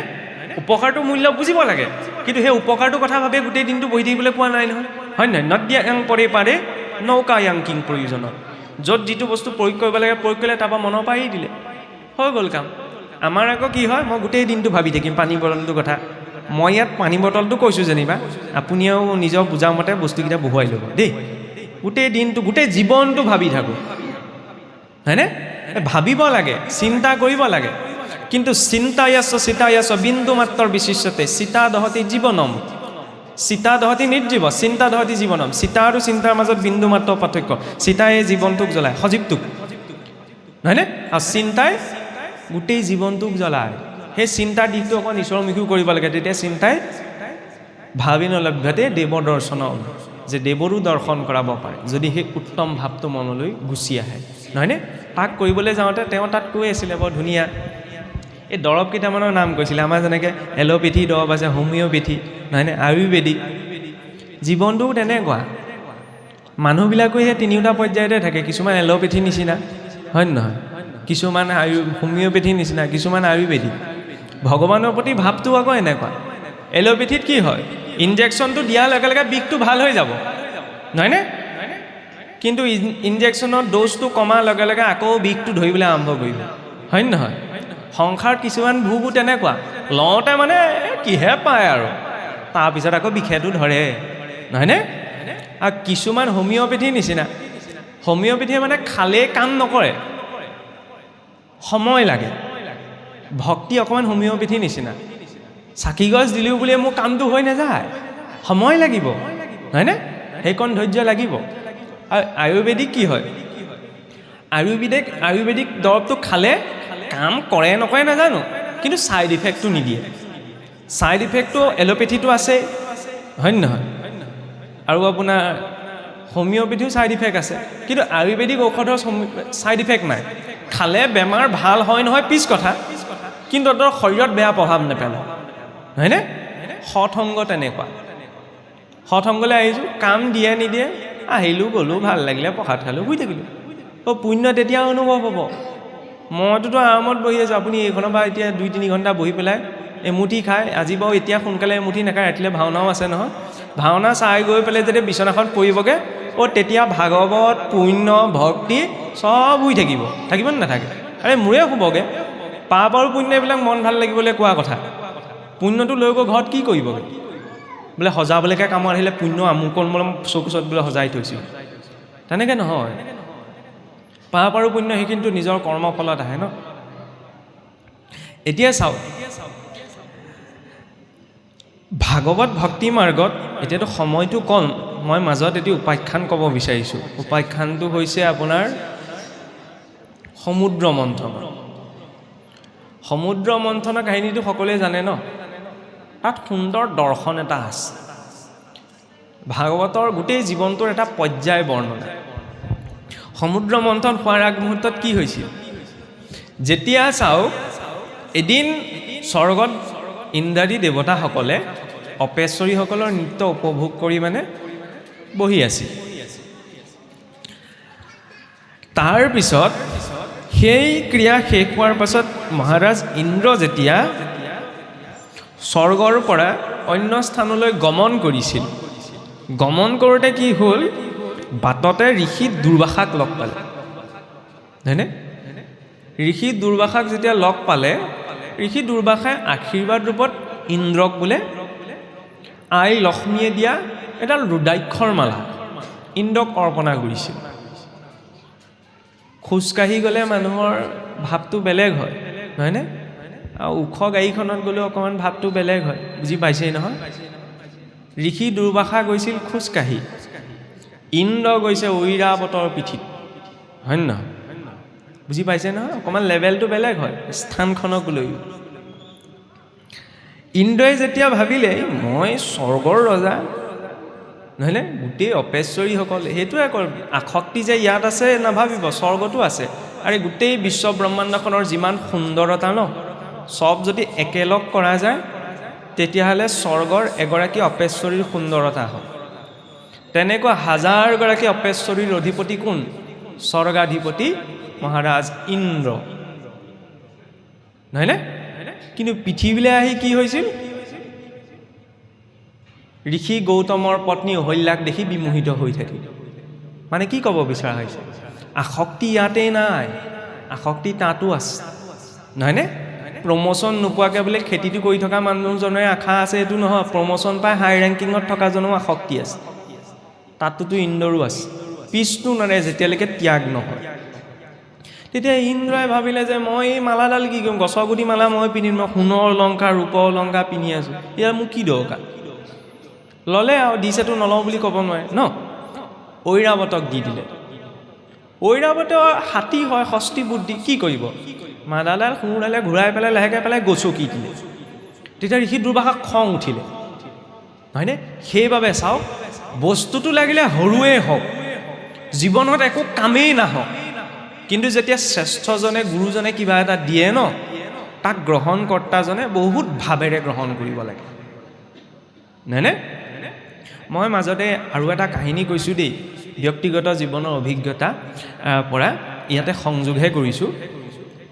আমাৰ কি ভাদ মাহততো সকলো ৰাইজে ধৰি লওক গাঁৱে গাঁৱেতো বিভিন্ন নাম পাঠৰ অনুষ্ঠান হয় ন, সত্ৰ এইবিলাকলৈও মানুহ যায় নহয়। আমাৰ অসমত এই কলীয়াপানী সত্ৰত ঘটনা এটা ঘটিল। মানে কি হৈছিল, যোৱা বছৰ আমাৰ পুহিচৰ কেদাৰনাথলৈ গৈছিল। মাজতে আনিছোঁ আৰু টানি, মানে এজনৰ ভাৱটো বুজাবলৈ। তাৰপৰা যাওঁতে মানে কি হ'ল, তাৰ পৰা মিটিকা লৈ আনিছিল, চবকে দিলে আৰু দিয়াৰ পাছত মানে কি হয়, যোৰহাটৰ তেখেত যেনিবা সত্ৰস্থ নহয়, শিষ্য আৰু যথেষ্ট ভাল আৰু মাজে সময়ে আহি গৈ থাকে। আহি থকাৰ পিছত প্ৰভুক সেৱা কৰিলে, সেৱা কৰোঁতে মানে প্ৰভুক ক'লে বোলে প্ৰভু নিৰ্মালি বুলি অকণ মিটিকা অকণমানকে দিয়ক। মানুহ ঢেৰ আছিলে, প্ৰভু মানে সেই ফুট ল'বলৈ আইনাখন লৈ কিবা কাৰণত মানে আইনাখনৰ হেৰিডাল ভাগি থাকিলে। সেইদিনা আকৌ কি কৰিলে, আইনাখনত মানে পিলাৰটোত ৰৈ থাকক বুলি এই শিলগুটি এটা মানে কোনোবা এজনে গৈ থৈ দিলেগৈ, থ'লেও থ'লে ভগা শিলগুটি থ'লেগৈ। প্ৰভুৱে খপত মিটিকা টুকুৰা ঠাইত শিলগুটিটোকে দি দিলে। তাৰপৰা তেওঁ কৈছে আৰু বোলে ৰ'ব দেই, পটককৈ শিলগুটিটোকে গুচি গ'ল। ওচৰতে মিটিকাখিনি থৈ আছিলে, মিটিকা টুকুৰা দিলে। সিমান কিলো একেবাৰে সৰু কথা, কিয় টানি অনা হৈছে, যিজনক দিলে তেওঁ, মই হোৱাহেঁতেন কি ক'লে, শিলগুটি পৰিলে লাহেকৈ ছাইড কৰি পেলাই থৈ দিলোঁহেঁতেন। তেওঁ ক'লে বোলে গুৰু হাতৰ পৰা, আপুনি মোৰ গুৰু হয়, গুৰু হাতৰ পৰা শিলগুটিযোৰ যদি আহিছে তেতিয়াহ'লে এইটো ঈশ্বৰৰ কৃপা। সাধাৰণ মানুহজনে হাঁহিব বুলি শিলগুটিটো দিলে আৰু ভুলতে দিলে, সেইটো ইমান কি ভাবিব লগা আছে, নহয় ভাৱটো গুৰুৰ হাতৰ পৰা পৰিলে ন, এই শিলগুটিনো উখাই ঘৰ আসনত তুলি থৈ দিলে। এতিয়াও আছে, মই নাম ক'ব বিচৰা নাই, তেতিয়া কথাখিনি বেলেগ হৈ যাব।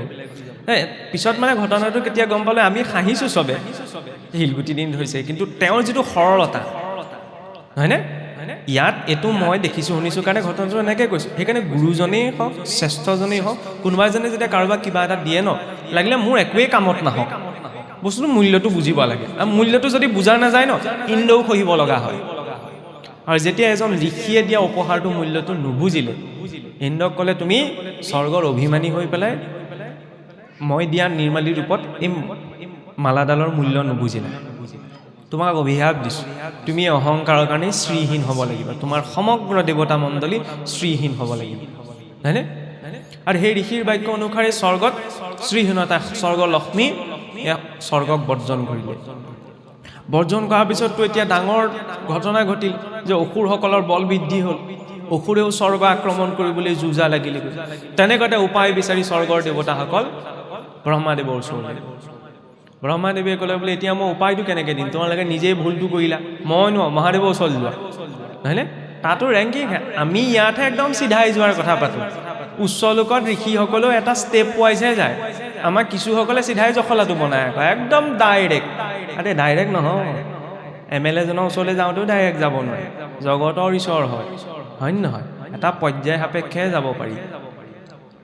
এতিয়া ইয়াৰ পাছত কি হ'ল, মহাদেৱৰ ওচৰত যেতিয়া গ'লগৈ, তেতিয়া মহাদেৱেও ক'লে বোলে উপায়টো বোলে প্ৰভুৱেহে দিব পাৰিব, কাৰণ মহাদেৱ আকৌ বৈষ্ণৱসকলৰ ভিতৰত প্ৰধান হয়, বৈষ্ণৱানাম যথাসম্ভু, নহয়নে? সেইকাৰণে মহাদেৱৰ নামত পাৰিলে ভাংকণ খাব নোৱাৰিলে ভাল। আমাৰ সমাজত প্ৰচলন হৈ থাকে যে তেওঁ বৈষ্ণৱ হয়, নহয়নে? শিৱ বিষ্ণুৰ মাজত কোনো ভেদ নাই। ইয়াৰ পিছত মহাদেৱে ক'লে বোলে আমি নাৰায়ণৰ ওচৰলৈ যাওঁ, কাৰণ সকলো আৰাধনাৰ ভিতৰত শ্ৰেষ্ঠ আৰাধনা কাৰ? আৰাধনা নাম সৰ্বেশাম বিষ্ণু আৰাধনাম পৰম। কোনে কৈছে? স্বয়ং মহাদেৱে কৈছে। যেতিয়া নাৰায়ণৰ ওচৰত গৈ উপস্থিত হ'লগৈ ন, তেতিয়া নাৰায়ণে প্ৰস্তাৱ ৰাখিলে ক্ষীৰ সমুদ্ৰ মন্থন কৰাৰ, যে তোমালোকে আৰু অসুৰ আৰু দেৱতাসকলে লগ লাগি পেলাই ক্ষীৰ সাগৰ মন্থন কৰা, বাসুকীক জৰি কৰা, মন্দৰ পৰ্বতটোক মথনৰ মাৰি কৰা, তাৰ পৰাই সাগৰ মঠিলে অমৃত উৎপন্ন হ'ব, আৰু সেই অমৃতক পান কৰিলে তোমালোকে পূৰ্বৰ শ্ৰী ঘূৰাই পাবা। প্ৰস্তাৱটো ক্ৰমে আহিলে। এতিয়া অসুৰে দেৱতা এনেই ইটো সিটোক দেখিব নোৱাৰে, একেলগে সাগৰ মঠিব, কিন্তু যেতিয়া প্ৰস্তাৱটো গম পালে যে সাগৰ মঠিব, সাগৰ মঠিলে কি ওলাব? অমৃত ওলাব, তেতিয়াহ'লে মানে এইটো ঘুমি গ'ল, হয় নে নহয়? মানুহে যেতিয়া বহুত ডাঙৰ লাভ এটা পায় ন, তেতিয়াহ'লে চৰ খাই হ'লেও আনিব, শুনিবলৈ টান হ'ব পাৰে, হয় নে নহয়? 10,000 টকা দিলেই গোটেই দিনটো চৰক আৰু জয় জ্ঞান চলি থাকে নহয়, হয় নে নহয়? নেখাই নবাই ঢেচ খাই পৰিও যায়। আপত্তি জনোৱা নাই দেই, সেইটো নাভাবিব মই কিবা আপত্তি জনাইছোঁ, ভাল কথা, আৰে পইচা পাইছে সেইকাৰণে গৈছে, হয় নে নহয়? 10,000 টকা পাওঁতেই যেতিয়া চৰকাৰৰ জয় জ্ঞান হ'ব পাৰে, গোটেই দিনটো নোখোৱা নোবোৱাকৈ থাকিব পাৰে, তেতিয়াহ'লে ঈশ্বৰে জীৱনৰ প্ৰতিটো উশাহ নিশাহ দি আছে নহয়, জীৱনটো দিছে নহয়, পৰিয়ালটো দিছে নহয়, সমাজখন দিছে নহয়। তেওঁৰ নামটো কওঁতে আগত জয় গান নহয় কেলে? তেওঁৰ নামটো ওলোৱা সময়ত আকৌ লাজ লাগে, বিড়ম্বনা সেইখিনিতে। পুৱা গধূলা ডাঙৰকৈ ঈশ্বৰৰ নামটো ল'বলৈ লাজ লাগে। লাজ নহয়, কৃপণ, মস্ত কৃপণ। তেনেকুৱা কৃপণ আজিলৈকে পৃথিৱীত হোৱা নাই। অসুৰবিলাকো ইমান কৃপণ নাছিল, যদিও ইমান অত্যাচাৰ অহংকাৰ কৰিলে নিজৰ ইষ্টদেৱৰ উপাসনা কাহানিও এৰি নিদিলে। আমাৰ আকৌ পুৱা গধূলা প্ৰাৰ্থনাটো কৰিবলৈও লাজ লাগে কেতিয়াবা। প্ৰাৰ্থনা কৰিবলৈ আকৌ জানিবও লাগিব, সেইটোও ডাঙৰ কথা, হয় নহয়? গীতা ভাগৱত এইভাগ আমি চিনি পাওঁ, সমাজত আমাৰ ভকতসকলে চলাই আছে কাৰণে, হয় নহয়? এনেই সাধাৰণ মানুহ এজনক সোধকগৈচোন, ভক্তি ৰত্নাকৰ দেখিছা? ভক্তি ৰত্নাৱলী ভাগৱত পাতোঁতে আমাৰ ভকতসকলে ক'ব লাগে আমুকৰ ঘৰত চাগে ৰত্নাৱলী ভাগ আছে, লৈ আনগে যা। সকামে নিকামে নপঢ়ে যে, চলি থাকে কাৰণে গীতা ভাগৱত ঘোষা কীৰ্তন এইভাগ আৰু চব মানুহে চিনি পায় আমাৰ অসমীয়া, হয়নে? ৰত্নাৱলী ৰত্নাকৰ ভক্তি প্ৰেমাৱলী এইবিলাক বৰকে চিনি নাপায়, নপঢ়ে, পঢ়া নাযায়। সকাম নিকামকেইটাহে এইভাগ জীয়াই ৰাখিছে, হয়নে? কিন্তু যাত্ৰাটো সেইখিনিৰ পৰা আৰম্ভণি হ'ব লাগে। মুছলিমজনে চৰকাৰে মাদ্ৰাছা বন্ধ কৰিলেও কোৰাণ পঢ়াবই, হয়নে? আমাৰ আকৌ চব খোলা আছে, তথাপি নপঢ়ে। ইয়াত কথাটো কোৱা নাই, ঘৰখনত মহাপুৰুষে বহুত কষ্ট কৰি লিখি থৈ গৈছিল ন। তেতিয়া গছৰ বাকলি এৰুৱাই এৰুৱাই সাঁচি পাতত গছৰ গুটি চেপি চেপি সাঁচি পাত প্ৰস্তুত কৰি ইমান ডাঙৰ ডাঙৰ গ্ৰন্থ লিখিলে, হয়নে? আমাৰ এতিয়া বগা কাগজখিলা দেখিলেও ধৈৰ্য নাই, পঢ়িবলৈ ধৈৰ্য নাই, হয় নহয়? সময় নাই, কষ্ট কৰি থৈ গৈছে ন। ইমানখিনি কষ্ট কৰি লিখা পঢ়া কৰিবলৈ আমাৰ 80% মানে পঢ়া শুনা বাদ দি দিলেহেঁতেন। কোনে সাঁচি পাতত লিখি পেলাই পঢ়িবলৈ শুনিবলৈ যাব? তাৰ মাজতো দুই এজন ওলাব পাৰে, সেইটো মই ক'বলৈ যোৱা নাই। ত্যাগৰ মূল্যটো বুজিব লাগে, হয়নে? এতিয়া এনেই এটা কথা কওকচোন, ভাগৱত ভাগ অসমীয়ালৈ কোনে অনুবাদ কৰিলে বাৰু? আমাৰ যে ভাগৱত ভাগ, এই ভাগৱত ভাগ যে পাঠ যে কৰি আছে, অসমীয়ালৈ অনুবাদ কোনে কৰিছিলে বাৰু? মহাপুৰুষ শংকৰদেৱ, হয়নে? ভাবেনে নাভাবে? কি ভাবে? কোনে লিখিছিলে বাৰু অসমীয়ালৈ? ককাসকলে কিবা ক'ব নি? অসমীয়ালৈ ভাগৱত ভাগ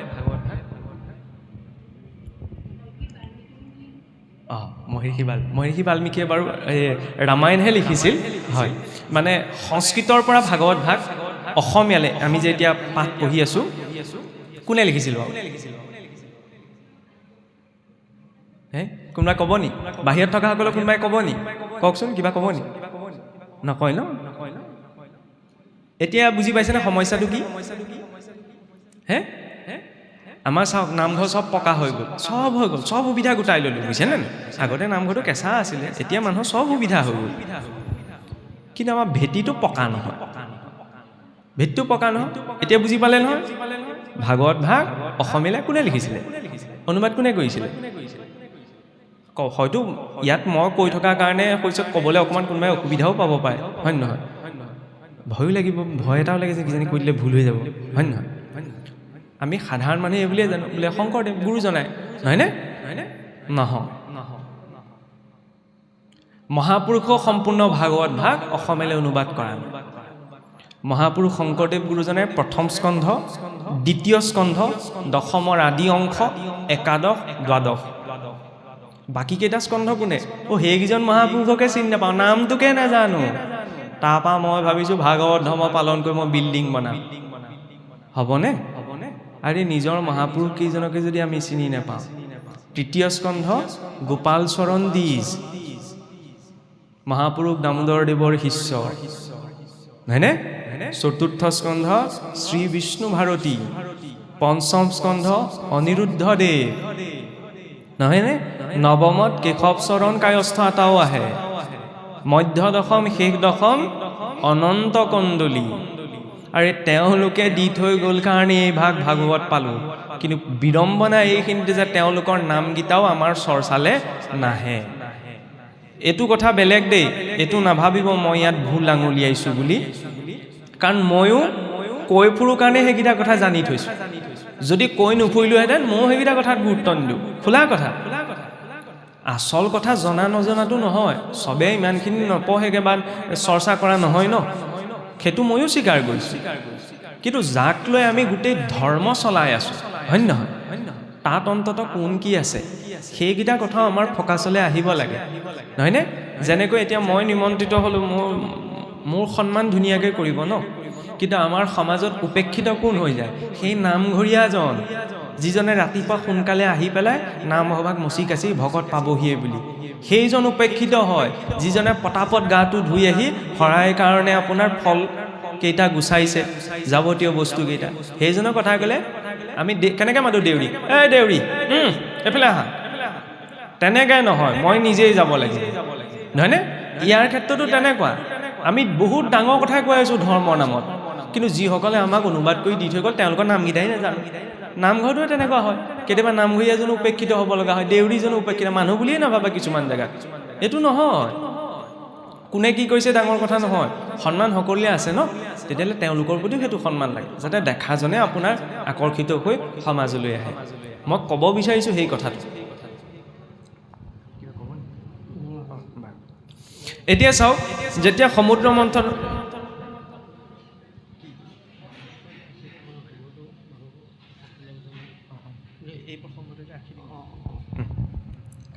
এতিয়া তাৰপিছতে কি হ'ল, সমুদ্ৰ মন্থন কৰিবলৈ গ'ল প্ৰস্তাৱটো লৈ। অসুৰবিলাককো ক'লেগৈ বোলে সাগৰ মন্থন আহা একেলগে কওঁ, বোলে আমি নকওঁ দেৱতাৰ লগত, দেৱতাৰ নামেই নুশুনো। এই বোলে কৰিব লাগিব, বোলে কিয়? কাৰণ সাগৰ মন্থলে অমিত ওলাব, অমিত সমানে সমানে ভাগ কৰি ল'ম। এই যেতিয়া ভাগৰ কথা আহে ন, ভাগ পোৱা বস্তু য'তে পায় ন তাত মানুহ যাবই, ভাগ নাপালে ক'লো নাযায়। ভাগ হয়নে? ঘৰমূলি ভাগটো নাপালে বিপদ আছে আকৌ, হয়নে? প্ৰসাদ ন্যূনতম, কাৰণ ঘৰলৈ পোৱাৰ লগে লগে আমাৰ এনেও প্ৰসাদ হৈ নাথাকে, বুজি পাইছে নহয়? সেইকাৰণে ইয়াৰ মূল্য এটা আছে, সেই মূল্যটো ৰাখিহে। এতিয়া চাওক, যেতিয়া প্ৰস্তাৱটো পাই গ'ল বোলে সাগৰ মন্থন কৰিলে অমৃত খাবলৈ পাব, সমানে ভাগ কৰি ল'ব, সাগৰ মন্থন কৰিবলৈ, এতিয়া বোলে ইমান ডাঙৰ সাগৰখন কেনেকৈ মুঠিম? বোলে মন্দৰ পৰ্বতটো আনিব লাগিব, নহয়নে? সেই মন্দৰ পৰ্বতটো কি? মনেইটো মন্দৰ পৰ্বত, নহয়নে? জৰি কৰিলে কাক? বোলে এলা পেচা জৰিটো ছিগি থাকিব, বাসুকী নাগক, নহয়নে? মনৰূপী মন্দৰক এই কালচক্ৰত পৰি কালৰ জৰিয়তেও মঠি আছে। দৈবিক সম্পদ, আসুৰিক সম্পদ দুয়োটাই এই শৰীৰৰ ভিতৰত আছে, গীতাত আহে ন। গতিকে মনৰূপী মন্দৰৰ মন্থন কালৰূপী জৰিয়ে জীৱই নিজৰ উপস্থিতিত সেই আসুৰিক আৰু দৈবিক সম্পদৰ মাজতেই হৈছে। সাগৰ মন্থন কৰোঁতে আকৌ ধুনীয়া ঘটনা এটা ঘটে, বোলে মন্দৰ পৰ্বতটো তললৈ গুচি যায়। সেইকাৰণে তেতিয়া বোলে নাৰায়ণে কুৰ্ম অৱতাৰ ধাৰণ কৰি মন্দৰ পৰ্বতটো পিঠিত তুলি ধৰি। আমাৰ জীৱনতো এনেকুৱা, মুক্তি কোনে পায়? আত্মাই পায় নি? নাপায়, আত্মাটো মুক্ত। মুক্তি মনটোৱে পায় ন, মন এব মনুষ্যানান বন্ধনাত কাৰণ মুক্তি। মনটো কোনে ধাৰণ কৰি ৰাখিছে? এই গোটেই সম্পূৰ্ণ অস্তিত্বক কোনে পিঠিত তুলি ৰাখিছে? নাৰায়ণেই ন। কুৰ্ম মানে আধাৰ শক্তি, আসনত যেনিবা আমি ধৈৰ্য বুলি কওঁ, আধাৰ শক্তিৰ ওপৰতেতো কাল আছে, স্থান কালৰ একালিয়তাতেতো সৃষ্টি, নহয়নে? সেইবাবে কয় না আগতে বোলে কাছৰ ওপৰত অনন্তদেৱ আছে, অনন্তদেৱৰ শিৰত বোলে পৃথিৱীখন আছে। অনন্ত মানে সাপ এটা নহয়, অনন্ত মানে কাল। কাল মানে কি? সময়। সময়ৰ হাজাৰখন মুখ আছে, কি সময় সকলো জেগাতে একেই নহয়, বেলেগ বেলেগ। এতিয়া কুৰ্মৰূপী নাৰায়ণে যেতিয়া মন্দৰগিৰি ধৰিলে, দুইটি পক্ষৰ মাজত সাগৰ মন্থন আৰম্ভ হ'ল। সমুদ্ৰ মন্থন বোলে 14টা ৰত্ন উৎপন্ন হৈছিল। 14টা ৰত্ন উৎপন্ন হ'ল, 14টা বিশেষ বস্তু, নহয়নে? আমাৰ জীৱনতো সেই 14টা ৰত্ন আহে। প্ৰথম কি উৎপন্ন হৈছিল? কালকুট, হলাহল বিষ। বোলে ভাল কামটো আৰম্ভ কৰিছোঁ, প্ৰথমতে কি ওলাব? বিহে ওলাব। বেয়া কামটো কৰিবলৈ গ'লে বিষ নোলায়, হয়নে? সেইখিনিতে ধৰি লওক, কোনোবাই এনেই কথা এটা কৈছোঁ, গাঁৱৰ মাজেদি কোনোবাই হিন্দী, ইংৰাজী, অসমীয়া ধুনীয়া গান এটা গাই পাৰ হৈ যাওকচোন, এই বোলে ভাল গাইছে দেই, বৰ ধুনীয়া গাইছে। ৰাতি কোনোবা এনেই পৰীক্ষা কৰি চাব পাৰে, এনেই ভাগৱতৰ পদ এটি গুণগুণাই পেলাই গাঁৱৰ মাজেদি গৈ দেখুৱাওঁ, পিছদিনা কবি কো পাগল জানো, ভাগৱতে মূৰত ধৰি লেগেছে, ৰাতি এটি গাই ঘূৰি ফুৰিছে। সেইটো ভাৱনা। আৰু এই নামতে যাহাৰ পুৰুষ উদ্ধাৰ নিন্দে দান ৰাখ বুলি, জানিবাহা নিদিবাহা সাক্ষী, খাইলে দুই আখি, জানিবাহে সিটো কলি, নহয়নে? 10জনৰ মাজত বেয়া মাতটো মাতিলে কোনেও ঘূৰি নাচায়, নহয়নে? 10জনৰ মাজত গৈ কৃষ্ণ বুলি কৈ দিয়কচোন, ঘূৰি ঘূৰি চাব, এইজন ভকত ক'ৰ পৰা ওলালে, হয় নহয়? এনেকৈ নোলায় নহয় নামটো। তেতিয়া কৃষ্ণ ক'ব লাগে, সেই বেয়াজন যাতে আঁতৰি যায়, ভালজন কাষ চাপি আহে, সেইটোও এটা দোষ আকৌ। কিন্তু আমাৰ সম্ভৱ নহয়গৈ। যাই হওক, এতিয়া বিষ যেতিয়া ওলালে, ভাল কাম এটা কৰিবলৈ জানে প্ৰথমতে বিহে ওলায়। সেইকাৰণে বিহক অতিক্ৰম কৰিহে পৰৱৰ্তী বস্তুখিনি। বেয়াটো শুনিব লাগিব, মানে বেয়াটো হজম কৰিব লাগিব। তাৰপিছতে চবৰে মাজত হাহাকাৰ লাগি গ'ল, বিহৰ প্ৰভাৱত সকলো একদম অচেতনৰ নিচিনা অৱস্থা ওলাল। গৈ থৈ পেলাই ক'ৰ ওচৰ পালেগৈ ভোলানাথৰ ওচৰ পালেগৈ বোলে এইজনী ভোলানাথ এইজনী সহায় কৰি ভোলানাথ এইকাৰণে নহয় যে মই আৰু যিহকে গৈছোঁ যিহেকে তেওঁ বোলে খাই পেলাই ভাঙত একদম বোম ভোলা হৈ আছে যিহকে মন যায় তাকে দি দিব তেওঁ সমান বুদ্ধি আজিলৈকে কাৰো হোৱা নাই নহয়ো মহাদেৱৰ সমান বৈষ্ণৱো নাই আৰু ভগৱান বিষ্ণুৰ সমান শৈৱও নাই শৈৱ মানে কি যি শিৱ কুবাস্য মানে বৰ ধুনীয়া প্ৰসংগ আৰু মূল মত দুটাই আছিল শৈৱ মত আৰু বৈষ্ণৱ মত বৈষ্ণৱ মতৰ যি মূল মন্ত্ৰ ন সেয়া হৈছে অষ্টাদশাক্ষৰ মন্ত্ৰ নমো নাৰায়ণায় তাত 8টা আছে শব্দ বৰ্ণ আৰু শৈৱ মাৰ্গৰ মূল মন্ত্ৰ হৈছে পঞ্চাক্ষৰ মন্ত্ৰ 5টা আখৰ আছে নমঃ শিৱায় ভাগৱতৰ কথা ক'বলৈ গৈ এইবোৰ কেলৈ কৈছে এতিয়া দুজনমান দেৱী মোবাইলত যে ওলাই আছে লিখিবলৈ এহালিছে আৰম্ভ কৰি গৈ শৈৱ মন্ত্ৰৰ কথা কৈছে বৈষ্ণৱ মন্ত্ৰৰ কথা কৈছে ৰহস্য আছে চাওক প্ৰতিটো মন্ত্ৰত তাৰ এটা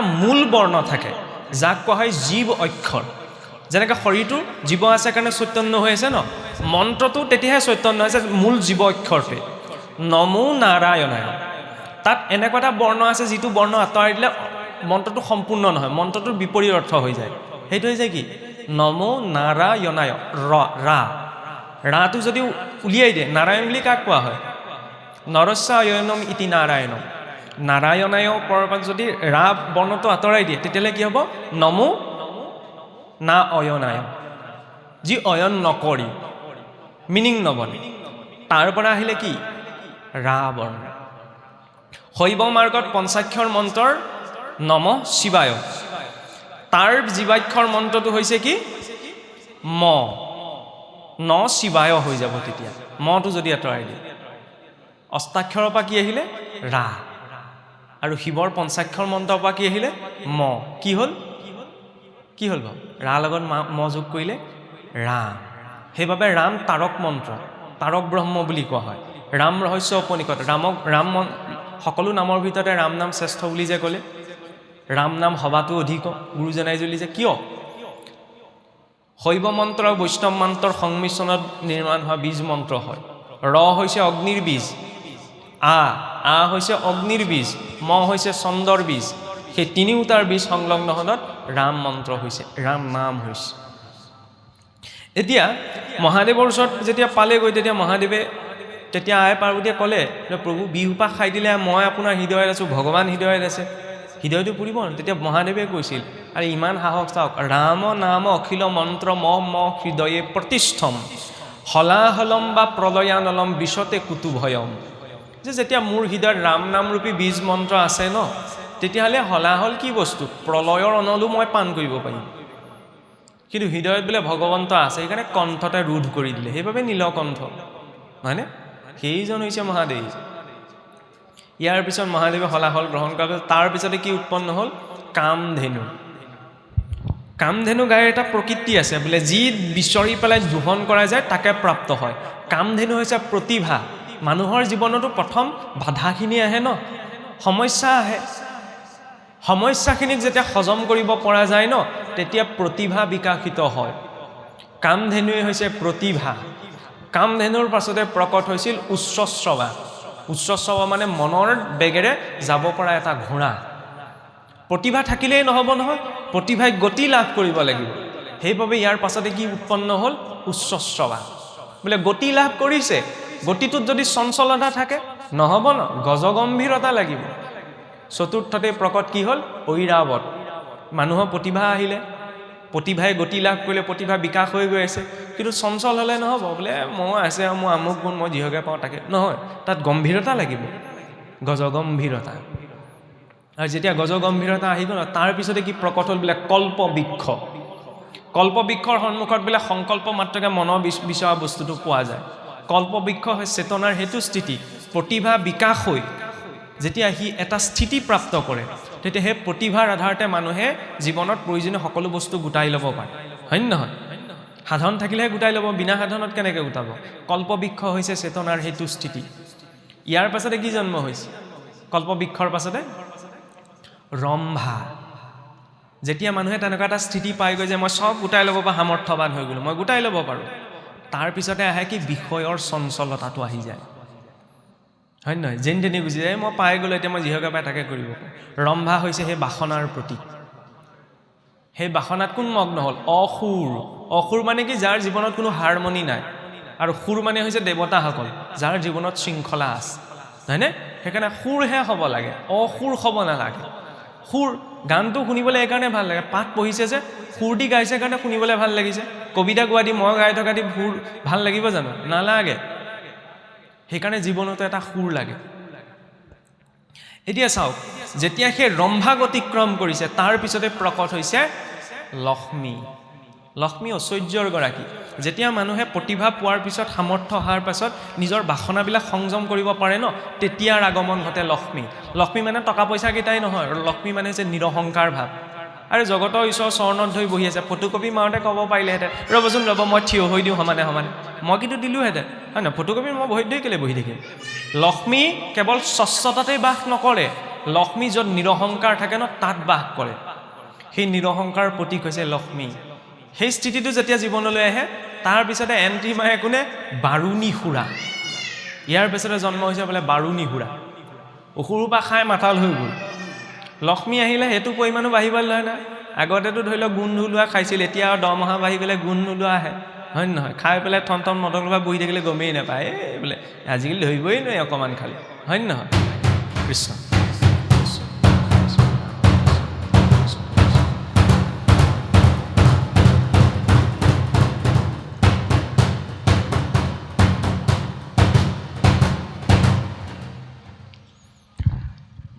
এইটো ছিগনেল আকৌ, দম দয়া দান, যে দমন কৰা, দয়া কৰা, দান কৰা। দবা কোপটো যে মনত পেলাই দিয়ে আৰু সন্ধ্যা লাগিল, নহয় পাহৰি থাকিবও পাৰোঁ নহয়।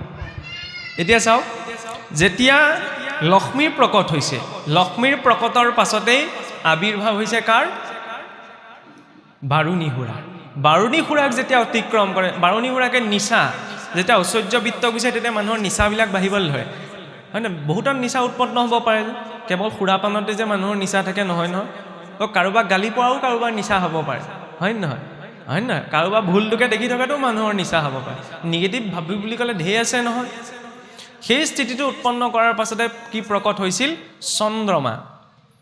যেতিয়া মানুহৰ নিচাটোৰ ওপৰত কণ্ট্ৰোল থাকে, সংযম থাকে ন, তেতিয়া ব্যক্তিত্বৰ শীতলতা প্ৰকাশ পায়। চন্দ্ৰ শীতল ন, সেই শীতলতা যেতিয়া আহে, ইয়াৰ পাছতে প্ৰকট হৈছে কি? পাঞ্চজন্য শংখ। শংখ মানে কি? নাদ। সেই ব্যক্তিত্বৰ শীতলতাৰ নাদ তেতিয়া চাৰিওকাষে ব্যাপ্ত হয়, হয় নহয়? শব্দ ৰূপত। আৰু যেতিয়া চাৰিওকাষে ব্যাপ্ত হয়, ইয়াৰ পাছতেই প্ৰকট হৈছে পাৰিজাত পুষ্প, যাৰ সুগন্ধিয়ে গোটেই পৰিৱেশটো পবিত্ৰ কৰি তুলিব পাৰে। ব্যক্তিত্বত যদি সেইটো গুণ আহিছে ন, তেতিয়াহ'লে সেই ব্যক্তিত্বৰ গোন্ধই গোটেই পৰিৱেশটোকো সুন্দৰ কৰি তোলে, হয়নে? শক্তি সেই মাটিকণত নাই তেতিয়া।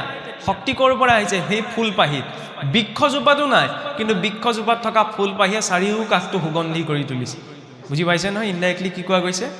মাটিৰ বস্তু মাটিতে আছোঁ ন, শৰীৰটোৰ মূল্য নাই, কিন্তু এই শৰীৰত থকা জীৱটোক যদি এপাহি ফুলৰ দৰে বিকাশ কৰিব পাৰিছোঁ, তেতিয়াহ'লে চকু চবৰে যাব। কিন্তু ফুল লাগি নথকা কাঁইট গছজোপালৈ, কাঁইটীয়া গোলাপ ফুলজোপালৈ আৰু সন্মুখত থৈ দিলেও চকুটো নাযায়, কিন্তু গেলেকনিৰ মাজত থকা ফুলি থকা ফুলজোপালৈ 1000 কিলোমিটাৰ দূৰৰ পৰা ভোমোৰাটো উৰি আহিব। সেইকাৰণে জীৱনটোত সেই সুন্দৰতাটো লাগে। আৰু সেই পাৰিজাত পুষ্পৰ পাছতে জন্ম প্ৰকট হৈছে বোলে ভগৱান ধন্বন্তৰী, সমগ্ৰ বৈদ্য শাস্ত্ৰৰ জ্ঞাতা। আয়ুৰ্বেদৰ আবিৰ্ভাৱ ভগৱান ধন্বন্তৰীৰ পৰাই।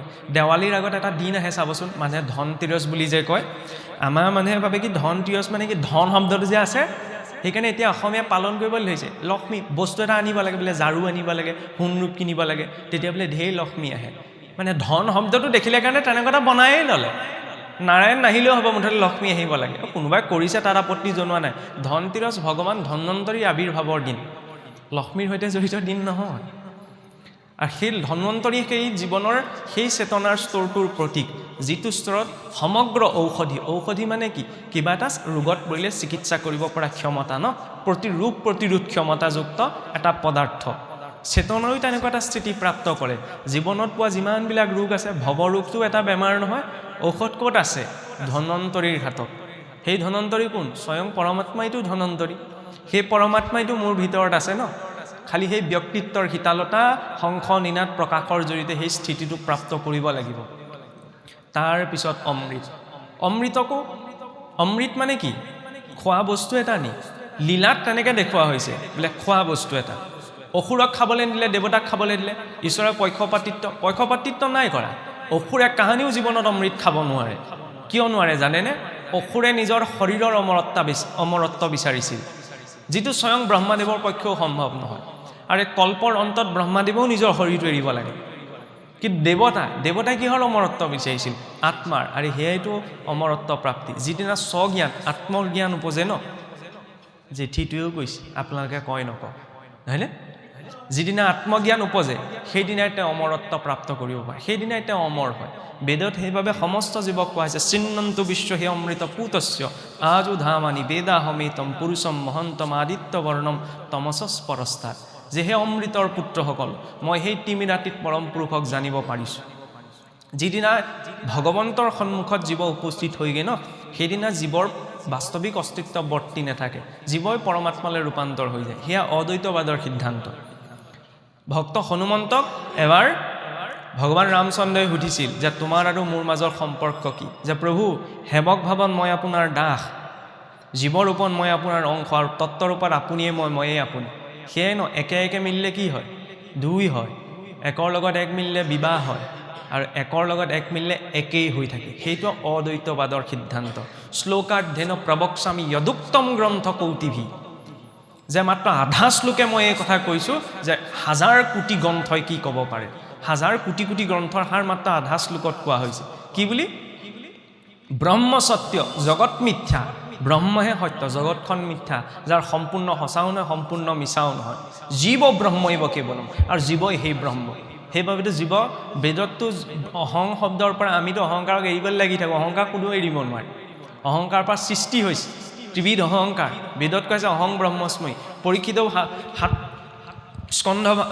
সাত দিন ভাগৱত শুনাৰ পাছত কি ক'লেগৈ মই পৰমাত্মা তো নাহিকে সংশয় বোলে ময়ে পৰমাত্মা ইয়াত মোৰ শংকা নাই নিজকে পৰমাত্মা বুলি কৈছে সেইটো ব্যৱহাৰত সম্ভৱ নহয় সেইটো অনুভৱত ব্যৱহাৰত দ্বৈতভাৱেই থাকে যে জীৱাত্মাও বেলেগ পৰমাত্মাও বেলেগ কিন্তু অনুভৱৰ স্তৰত জীৱাত্মা আৰু পৰমাত্মা এক হৈ যায় জুইৰ পৰা উফৰি অহা ফিৰিঙতিটো বেলেগ নহয়নে ফিৰিঙতিটো কেতিয়ালৈকে বেলেগ যিদিনালৈকে ফিৰিঙতিতে শুকান বনডৰা পোৱা নাই যেই ফিৰিঙতিতে শুকান বনডৰা পাই গ'ল সেইদিনা সেই জুইকুৰা আৰু ফিৰিঙতিটোৰ মাজত পাৰ্থক্য নাথাকিল ফিৰিঙতিটো কি হৈ গ'ল জুইকুৰা হৈ গ'ল যিদিনা ব্ৰহ্মপ্ৰাপ্তি হয় ন সেইদিনা জীৱ বুলি বেলেগকৈ অস্তিত্ব বৰ্তি নাথাকে তেওঁ পৰমাত্মাই হৈ থাকে সেইকাৰণে কৈছে সৰ্বম খলু ইদং ব্ৰহ্ম যে সমস্তই ব্ৰহ্ম খালি অনুভৱ নাই হোৱা কিয় নাই হোৱা জানেনে একমাত্ৰ প্ৰকৃতি মায়াৰ বাবে সাংখ্যত কোৱা হৈছে 25টি তত্ত্বৰে শৰীৰটো গঠিত পঞ্চ কৰ্মেন্দ্ৰিয় পঞ্চ জ্ঞানেন্দ্ৰিয় পঞ্চ তন্মাত্ৰ শব্দ স্পৰ্শ ৰূপ ৰস গন্ধ আৰু পঞ্চ মহাভূত ভূমি অগ্নি জলবায়ু আকাশ চাৰিটা অন্তৰন্দ্ৰিয় মন বুদ্ধি অহংকাৰ চিত্ত নামঘৰলে হওক বাচ্চাটো ডাঙৰকৈ বনাবলৈ বাচ্চা ডাঙৰকৈ নবনায় সৰুকৈ বনায় চৰণ যুগল মূল গা ঘৰটো বহলকৈ দুফালে দুখন বাৰাণ্ডা প্ৰকৃতিৰ আৱৰণ ওপৰৰ ছাদখন 3টা বৰ্ণত চোৱা যায় আগতে যিবিলাক নামঘৰ আছিল এতিয়াতো 3 পাত আহিলে শতৰজতম প্ৰকৃতিৰ 3 গুণ হয়নে পঞ্চকৰ্মেন্দ্ৰিয় ইয়াত 6টা আছে মই হিচাপ কৰি চাইছিলোঁ কিন্তু মূল আৰ্হিত চাবচোন 5টি 10টি খুটাই থাকে 5টি কৰ্মেন্দ্ৰিয় 5টি জ্ঞানেন্দ্ৰিয় ধৰি ৰাখিছে নহয়নে হৃদয়ৰূপী নাম গৃহ মণিকূট ভাগ দক্ষিণ কুলৰ পৰা উত্তৰ কুললৈ গতি নিষ্ক্ৰিয় ৰূপত নিৰপেক্ষ ৰূপত তাত 7খলপীয়া আসন জীৱনৰ 7টা স্তৰ মূলাধাৰ স্বাধিষ্ঠান মণিপুৰ অনাহত বিশুদ্ধি আজ্ঞা সহস্ৰাৰ 7টি চক্ৰৰ ওপৰত ভগৱন্তৰ স্থান মই নিজকে জীৱাত্মা ভাবি এখনত কাম ক্ৰোধ লোভ মোহ মাজত মনটো তাৰ ওপৰত জীৱ বহিব ব্ৰহ্মৰ এখন সন্মুখত যিখন আসন পাৰিলে গৈছে এইখন উপআসন উপআসনৰ পৰা আছে উপাসনা আৰু উপাসনা কুণ্ডত যেতিয়া কিবা এটা জ্বলোৱা যায় ন তেতিয়ালে তাৰ পৰা উৎপন্ন হোৱা অৱশিষ্টখিনিকো কি বুলি কয় ভস্মই তিলকো গ্ৰহণ কৰা যায় আৰু যদি মই বাসনা কুণ্ডত জ্বলাইছোঁ তেতিয়ালে তাৰ অৱশিষ্টখিনি কি ক'ব ফুটচাই চোৱা বাচনহে ধুৱে এইটো ধুবলৈহে কামত দিব সেইকাৰণে অকণমান উপাসনাত অকণমান বাসনাত আপত্তি নাই তেতিয়া জীৱনৰ পূৰ্ণতা হয়নে নহয় এতিয়া বহল কৰিব বিচৰা নাই এই কথা প্ৰসংগতেই মই সামৰিব বিচাৰিছোঁ চাওক সংসাৰত হয়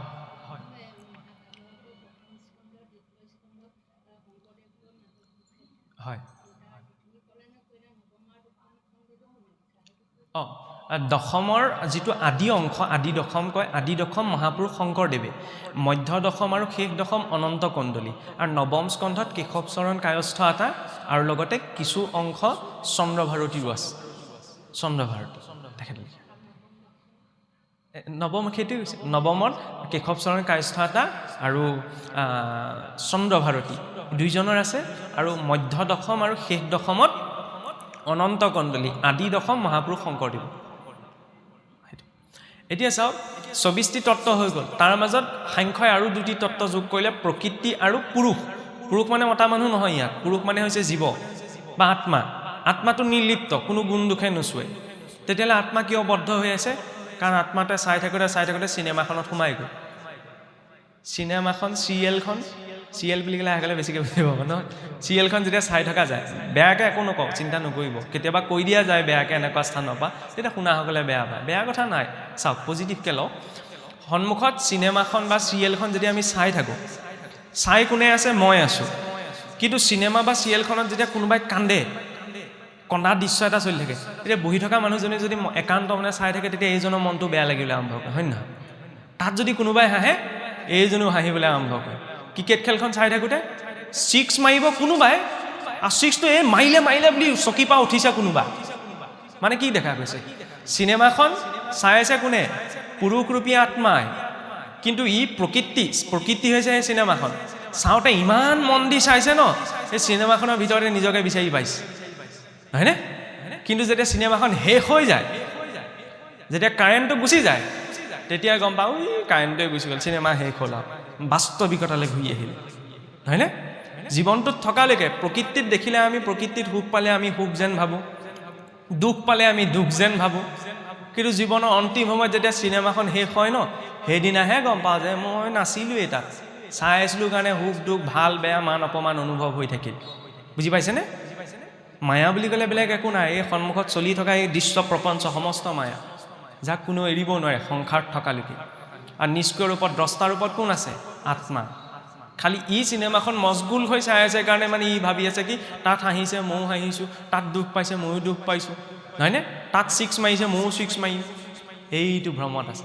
এইটো অৱস্থা মায়াৰ অৱস্থা নহয়নে এতিয়া আখৰাহে কৰি থকা হৈছে আচল ভাওনা আজি ৰাতিলেও নহয় আচল ভাওনা প্ৰত্যেকৰে সেই অন্তিম সজ্জাত হ'বগৈ হয় নহয় ভাওনা আগত আখৰা কৰি থাকে ন আখৰা কিয় কয় বচনবোৰ যাতে মনত থাকে নহয়নে কিন্তু কেতিয়াবা কি হয় আৰু বচন মুখস্থ কৰিলেও ভাওনাৰ দিনা যদি হাজাৰ হাজাৰ দৰ্শক বহি থাকে ন তেতিয়াহ'লে বচন পাহৰি থকাও যায় হয়নে অন্তিম মুহূৰ্তটো যেতিয়া আমাৰ ভাওনা চাবলৈ এইসকল দৰ্শক নাযায় এইসকলেতো বেলেগত ব্যস্ত হৈ যাব খৰি দি হ'ল নে নাই হোৱা হয় নহয় তাৰপিছত অলংকাৰকেইটা কোনে কি পাব এইকেইটাও ভাগ বতৰা কৰিবলৈ আছেই সেইখন ভাওনা চাবলৈ কোন আহিব স্পেচিয়েল কেইজনমানক পঠাই বোলে মহাৰাজ জমে হয়নে এতিয়া সেইকেইজন দৰ্শকক দেখি মই ভাওনা বচন পাহৰি থাকিবও পাওঁ এতিয়া ভকতৰ বচন মাতি আছোঁ ন ভকতটো কোনো হ'ব নোৱাৰে ভকত 6জনেই হয়নে আমিতো ভকতৰ ভাওহে জুৰিছোঁ বেয়া কথা নহয় আকৌ ভাও মানে কি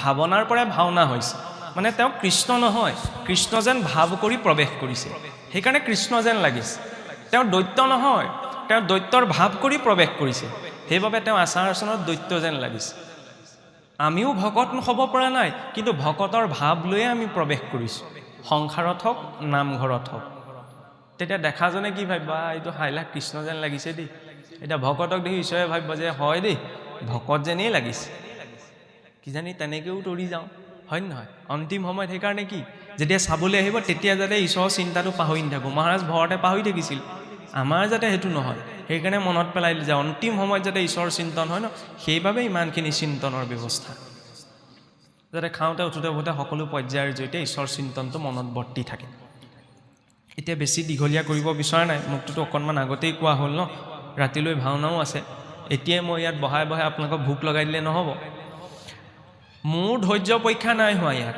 ধৈৰ্য পৰীক্ষা এই আগত যে বহি আছে তেখেতলোকৰ হৈছে কাৰণ মই কৈ থাকিলে আমনি নালাগে ফেৰফেৰকৈ ওলাই যায় বহি থকা দুজনেহে জানে গতিকে উপদেশত কোনো কথা নাই আৰ্হিটোতহে কথা আছে নহয়নে মেইনটেনেঞ্চটো ডাঙৰ কথা নামঘৰ ভাগ ইমান ধুনীয়াকৈ ৰাখিছে হয়নে নহয় মেইনটেনেঞ্চটো ভাল কাৰণে ভাল ধুনীয়া হৈ আছে হয় নহয় যদি কোনোৱে গুৰুত্বই নিদিলেহেঁতেন তেতিয়া ইমান ধুনীয়া হৈ থাকিলেহেঁতেন নাথাকে ন ভক্তিও তেনেকুৱা মেইনটেনেঞ্চটো লাগে সকলোৱে সকলো কথা জানে দিয়কচোন খোৱা বোৱা আচাৰ আচৰণ এইবিলাকৰ কথা কোনেও কাকো ব্যাখ্যা দি বুজাব নালাগে ন মানুহে জানে বিবেক এটা দিছে ঈশ্বৰে খালি তাক মাজত সতস্থ হৈ মেইনটেইন কৰি লৈ যোৱাটো, সেইটো সদায় জীৱনত মেইনটেইন হৈ থাকক, প্ৰৱৰ্তিত হৈ থাকক। সেই ভাৱনাৰে মই ব্যাখ্যা বুলিবতো নোৱাৰোঁ, মোৰ চমু কথা সামৰণি মাৰিছোঁ।